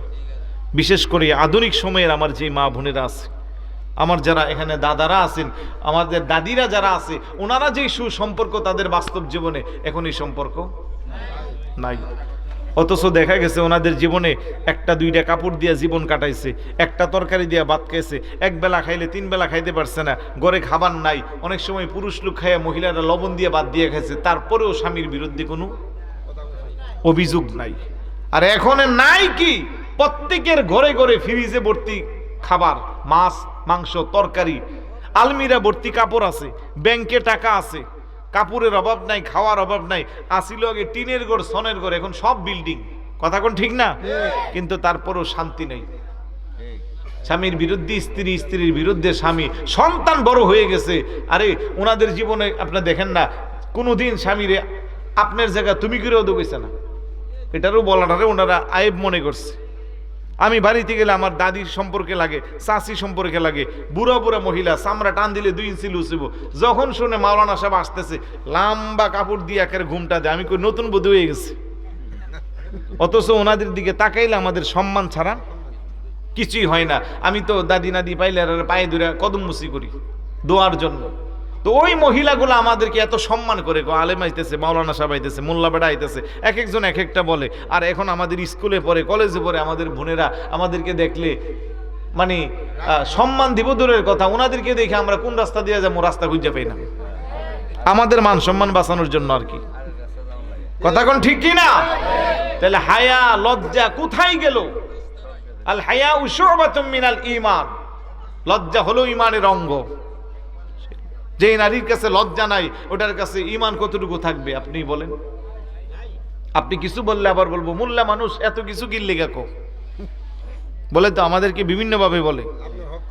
আহা, যেই শিক্ষা আপনাকে নৈতিকতা শিক্ষা দেয় না, যেই শিক্ষা আপনাকে ইসলামের শিক্ষা দেয় না, যেই শিক্ষা আপনাকে পর্দার হুকুম বোঝার সক্ষমতা দেয় না, এটা কোনো শিক্ষা না, এটা সুশিক্ষা হতে পারে না। নবীর সাহাবীদের জীবনী দেখেন না। আব্দুল্লাহ ইবনে উম্মে মাকতুম অন্ধ সাহাবী আসছে, হুজুর বলতেছে আয়েশা আপনারা ভিতরে যান। আম্মা জান বলে হুজুর উনি তো অন্ধ, উনি তো আমাদেরকে দেখে না। আল্লাহ নবীকে তোমরা কি তারা দেখো না? সুবহানাল্লাহ বলবেন না? আর সেই জায়গার মধ্যে কার চেয়ে কার সৌন্দর্য বেশি, কার চেয়ে কার রূপ লাবণ্য বেশি, কার চেয়ে কার পোশাকের বাহার বেশি, কার চেয়ে কার গয়নার বাহার বেশি, এগুলো আমরা পুরুষকে দেখাই। নাউজুবিল্লাহ বলবেন না? এই জন্য দাম্পত্য জীবনে কলহ বিবাদ দিন দিন বাড়তেছে, তালাকের পরিমাণ, ডিভোর্সের পরিমাণ বাড়তেছে। আগে 100 বছর আপনি 30 বছর আগের ইতিহাস দেখেন, গোটা বছরে এলাকায় 2-1টা কোনো তালাকের মাসালার বিচার করতে হয় না। আর এখন মোবাইলের ভিতরে আমাদের কাছে দৈনিক কয়েকটা সমাধান চা। আর্মির অফিসার উত্তরা থাকে, গত কয়েকদিন আগে বিরক্ত বানাই ফেলছে, স্বামীর সাথে কথা বলতেছে, নাইট ডিউটি করে স্বামী ওই জায়গা থেকে বেরিয়ে তালাক দিয়ে দিচ্ছে। মেজাজ কত গরম দেখেন। উনি আবার আমারে বলতেছে একবার 1টার সময় দিছে, আবার 4টার সময় দিছে। তো আমি কি 1টার সময় যখন দিয়া লাইলো 4টা বসে আপনি আবার কল দিচ্ছেন কি লিগা? ঠিক আছে না? আবার এখন আর বলে সংসার করতেছে। নাউজুবিল্লাহ বলবেন না? মানে ইসলামী শরীয়তটারে তুচ্ছ তাচ্ছিল্য মইন্না যে যেমনে মন চাইটারে করতে আছে। অথচ তালাক এমন একটা কঠিন বিষয়, ইসলামী শরীয়তে হালালের মধ্যে সবচেয়ে নিকৃষ্ট কাজ। ইসলাম এটাকে সাপোর্ট দেয় না, অ্যালাউ করে না। একবারেই না পারতে পারলে আপনি এটা যান। কিন্তু এখন আধুনিকতার নামে পুরুষ মহিলার দাম্পত্য জীবনে চলতে আছে এই ধরনের কাজ। আল্লাহ আমাদেরকে হেফাজত করুক। আরেকটু জোরে বলুন না আমিন। বিরক্ত হয়ে যাচ্ছেন? অনেকগুলা বিষয় কথা বলছি, আর বলা ঠিকও হবে না, এখন শুধু আমলে নেওয়া দরকার। আপনাদের এখানে গত বছরও আসছিলাম, আলহামদুলিল্লাহ আপনাদের আদর আপ্যায়ন মেহমানদারিতার কোনো কমতি নাই, খুব ভালো লাগছে। আসার পিছনে সবচেয়ে যার বেশি অবদান আপনাদেরই এলাকার সন্তান আবু আহমদ ভাই আগামী 5 তারিখে আবার প্রবাসে চলে যাবে। তো এবারও সে খুব চাপ দিয়া যে সব আমার দাদারা চাচারা আবার আপনাকে চাচ্ছে। তো তার মহব্বতে এবারও আবার আসলাম। কিছুদিন আগে আল্লাহ পাক ওনাকে আরেকটা কন্যা সন্তান দান করেছে। আগে একটা ছেলে সন্তান ছিল।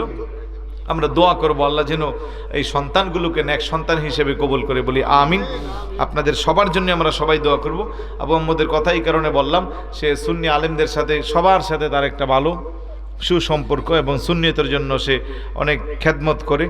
অনেক আগে থেকেই সে সুন্নিয়তের প্রচার প্রসারে অনলাইনের মাধ্যমে সে একসময় অনেক গুরুত্ব দিয়েছিল এবং ভূমিকা রেখেছে। এই জন্য সবাই আমরা ওনাকে মহব্বত করি। তো ওনার এই সন্তানগুলোকে, পরিবার পরিজনকে আল্লাহ পাক, মা বাবাকে, এলাকার সবাইকে যেন কবুল করে, বলি আমিন।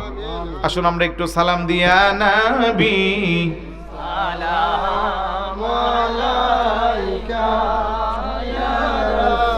আলাইকা সাইয়্যিদি ইয়া রাসূলুল্লাহ, الصلاة والسلام عليك سيدي يا حبيب الله وعلى آلك وأصحابك يا رحمة للعالمين. ربنا آتنا في الدنيا حسنة وفي الآخرة حسنة وقنا عذاب النار وأدخلنا الجنة مع الأبرار يا عزيز يا غفار يا رب العالمين. رب اجعلني مقيم الصلاة ومن ذريتي ربنا وتقبل دعاء ربنا اغفر لي ولوالدي رب ارحمهما كما ربياني صغيرا. رب العالمين নরসিংহপুর পূর্বপাড়া কবরবাসীর রূহের মাগফিরাত কামনায় আজকের এই আজিমুশান সুন্নি মহাসম্মেলনে বসে এতক্ষণ পর্যন্ত যা আলোচনা করেছে, উলামায়ে কেরাম যা আলোচনা করেছে, তোমার হাবিবের উপরে দুরূদ ও সালাম, মিলাদ ও কিয়াম পাঠ করা হয়েছে, ভুল ত্রুটি ক্ষমা করে হাদিয়াটুকুন যাহা কবুল করেছ লক্ষ লক্ষ কোটি কোটি গুণে বাড়াইয়া সর্বপ্রথম কামাউলা তাজদারে মদিনা উম্মতের কান্ডারি দুকুলের সাথী হায়াতুন নবী নূরের নবী জিন্দা নবীর নূরানি রওজা মুবারকে পৌঁছিয়ে দাও। সমস্ত সাহাবায়ে কিরাম, তাবিঈন, ইলমে মুজতাহিদিন, খুলাফায়ে রাশিদিন, শুহাদায়ে সালিহিন, পীর ওলি গাউস কুতুব আবদাল, উলামা ফুকাহা, বুলাগা, নুজামা, মুহাদ্দিসিন, মুফাসসিরিন, আইম্মে শরীয়ত, আইম্মে তরিকত, যে যেখানে আছেন প্রত্যেকের রূহে পাকে হাদিয়া পৌঁছে দাও। আল্লাহ আজকের মাহফিলকে সাজাইতে যাইয়া যারা টাকা দিয়া, পয়সা দিয়া, বুদ্ধি দিয়া, শ্রম দিয়া, খাটনি দিয়া এত সুন্দর করে আজ মুসান ভাবে সাজাইলো আজকের মাহফিল, আমাদের সকলের জন্য তুমি নাজাতের ব্যবস্থা করে দাও। আল্লাহ, যারা হাত উঠাইলাম জানি না কার জানে জনম দুঃখী মা নাই রে আল্লাহ, কার জানে জনম দরুদি বাবা নাই। অনেকে হাত উঠাইছি, মাও নাই, বাবাও নাই। মাহারা সন্তানেরা যারা মায়ের কথা স্মরণ করলাম, বাবা হারা সন্তানেরা যারা বাবার কথা স্মরণ করলাম, জনম দরুদি আব্বা আম্মার কবরটাকে তুমি জান্নাতের টুকরা বানিয়ে দাও। দাদা দাদি, নানা নানি, আত্মীয়স্বজন, পিতৃবংশ, মাতৃবংশ, শ্বশুর শাশুড়ি যাদের অন্ধকার কবরে, প্রত্যেকের কবরটাকে তুমি জান্নাতের টুকরা বানিয়ে দাও। আল্লাহ, কার মনে কি নেক তামান্না, কামনা, বাসনা তোমার তো জানার বাকি নাই। প্রত্যেকের মনের নেক ফুরিয়াদকে তুমি কবুল আর মঞ্জুর করে নাও। পর্দার অন্তরালের মা বোনেরা যারা হাত উঠাইলো, প্রত্যেকটা মা বোনকে রাবিয়া বসরির মতো ওলিয়া বানিয়ে দাও। খাতুনে জান্নাত মা ফাতেমা রাদিয়াল্লাহু তাআলা আনহার জিন্দেগি নসিব করো। আল্লাহ, সামনে পিছনে ডানে বামে অত্র এলাকার যত কবরবাসী আছে, প্রত্যেকের কবরকে তুমি জান্নাতের টুকরা বানিয়ে দাও। আল্লাহ, বিশেষ করে এই নরসিংহপুর পূর্বপাড়া কবরবাসীর প্রত্যেকের কবরটাকে জান্নাতের টুকরা বানিয়ে দাও। আল্লাহ, মাহফিলকে কিয়ামত পর্যন্ত কায়েম আর দায়েম রাখিও। আল্লাহ, বিশেষ করে আলহাজ সফিউল্লাহ সাহেবের হায়াতের মধ্যে বরকত দাও। হাজী আব্দুল গনি মিয়া সাহেবের হায়াতের মধ্যে বরকত দাও। আল্লাহ, হাবিবুর রহমান, আবুল হোসেন, আনিসুর রহমান ভাইদের খেদমতকে তুমি কবুল আর মঞ্জুর করে নাও। দেশে বিদেশে প্রবাসে যত বাইনা আছে প্রত্যেকের নামে নামে হকে দোয়ার হাদিয়াকে কবুল আর মঞ্জুর করে নাও। আল্লাহ, ঘরের এ বাড়ির মায়ের বংশ দিয়ে, বাবার বংশ দিয়ে যত মুরব্বীর অন্ধকার কবরে, প্রত্যেকের কবরে হাদিয়া পৌঁছে দাও। আমি গুনাহগারের সাথে বিজ্ঞ উলামায়ে কেরাম হাত উঠাইলো, মসজিদের ইমাম, খতিব, মাদ্রাসার শিক্ষক ভাইয়েরা হাত উঠাইলো। যার দুখানা হাতকে তোমার খুব পছন্দ হয়, ওই হাতের উসিলা আমাদের প্রত্যেকের মুনাজাতকে তুমি কবুল আর মঞ্জুর করে নাও। আল্লাহ, বিশেষ করে হাজী রইস আলী সাহেব অসুস্থ, নাকি পরিপূর্ণ শিফা দান করে দাও। আল্লাহ, এলাকার প্রত্যেকের রিজিকের মধ্যে তুমি ধারণার বাইরে অফুরন্ত বরকত দাও। আল্লাহ, অনেকে নৌকার ব্যবসা করে, নদীপথে নৌকাগুলো চলে, সব ধরনের বালা মুসিবত থেকে তুমি তোমার মানে হেফাজত করে দাও। আল্লাহ, যারা প্রবাসে আছে তুমি তাদেরকে তোমার হাতে হাওলা করে দিলাম, তুমি তাদের জামিন আর জিম্মাদার হয়ে যাও। আল্লাহ, বিশেষ করে আবু আহমদ ভাই আবারও প্রবাস জীবনে পাড়ি দিবে, সহি সালামতে যাওয়ার তৌফিক দাও। আল্লাহ, তার নবজাতক কন্যা সন্তানটাকে সব ধরনের বালা মুসিবত থেকে তুমি তোমার মানে হেফাজত করো। আল্লাহ, একটা ছেলে একটা মেয়ে, এইগুলোকে বংশের প্রদীপ হিসেবে তুমি কবুল আর মঞ্জুর করে নাও। নেক সন্তান হিসেবে তুমি কবুল আর মঞ্জুর করে নাও। আমাদের প্রত্যেকের পরিবার পরিজন, সন্তান সন্ততি প্রত্যেকের প্রতি খাস রহমান করম নাজিল করো। আমরা যারা হাত উঠাইলাম, জীবনে একবার হলেও সোনার মদিনার জিয়ারত নসিব করাইও আল্লাহ। যারা দেখছে বারবার দেখার তৌফিক দাও। রব্বানা তাকাব্বাল মিন্না ফিদ দুনিয়া জিয়ারাতান নবী সাল্লাল্লাহু আলাইহি ওয়াসাল্লাম ওয়া ফিল আখিরাতি শাফাআতাহু ওয়া আরিনা ওয়াজহাহু ওয়াসকিনা মিন হাউজিহি শারবাতান লা নাসমাউ বা'দাহু আবাদা। चार तरफ से फौज गम ने आंख गहरा है हमें, दे पना या रब शहीद करबला के वास्ते। कादिरी कर कादिरी न कादिरियों में उठा, कदर अब्दुल कादिर कुदरत नुमा के वास्ते। बुलबुले बागे मदीना कुर्रतु आईने रसूल, यानी बीबी फातिमा खैरुन नसा के वास्ते। शेष बुनियाद तुम्हार दरबानी যখন মালাকুল মউত চলে আসবে, কঠিন মুসিবতের সময়, তোমার হাবিবে দু জাহার নূরানি চেহারা মুবারক আমাদের চোখের সামনে বাসাইয়া মোদের পাপি জবানে মধুর কালমা জারি করে দিও, লা ইলাহা ইল্লাল্লাহু মুহাম্মাদুর রাসূলুল্লাহ সাল্লাল্লাহু আলাইহি ওয়াসাল্লাম। আসসালামু আলাইকুম ওয়া রাহমাতুল্লাহ।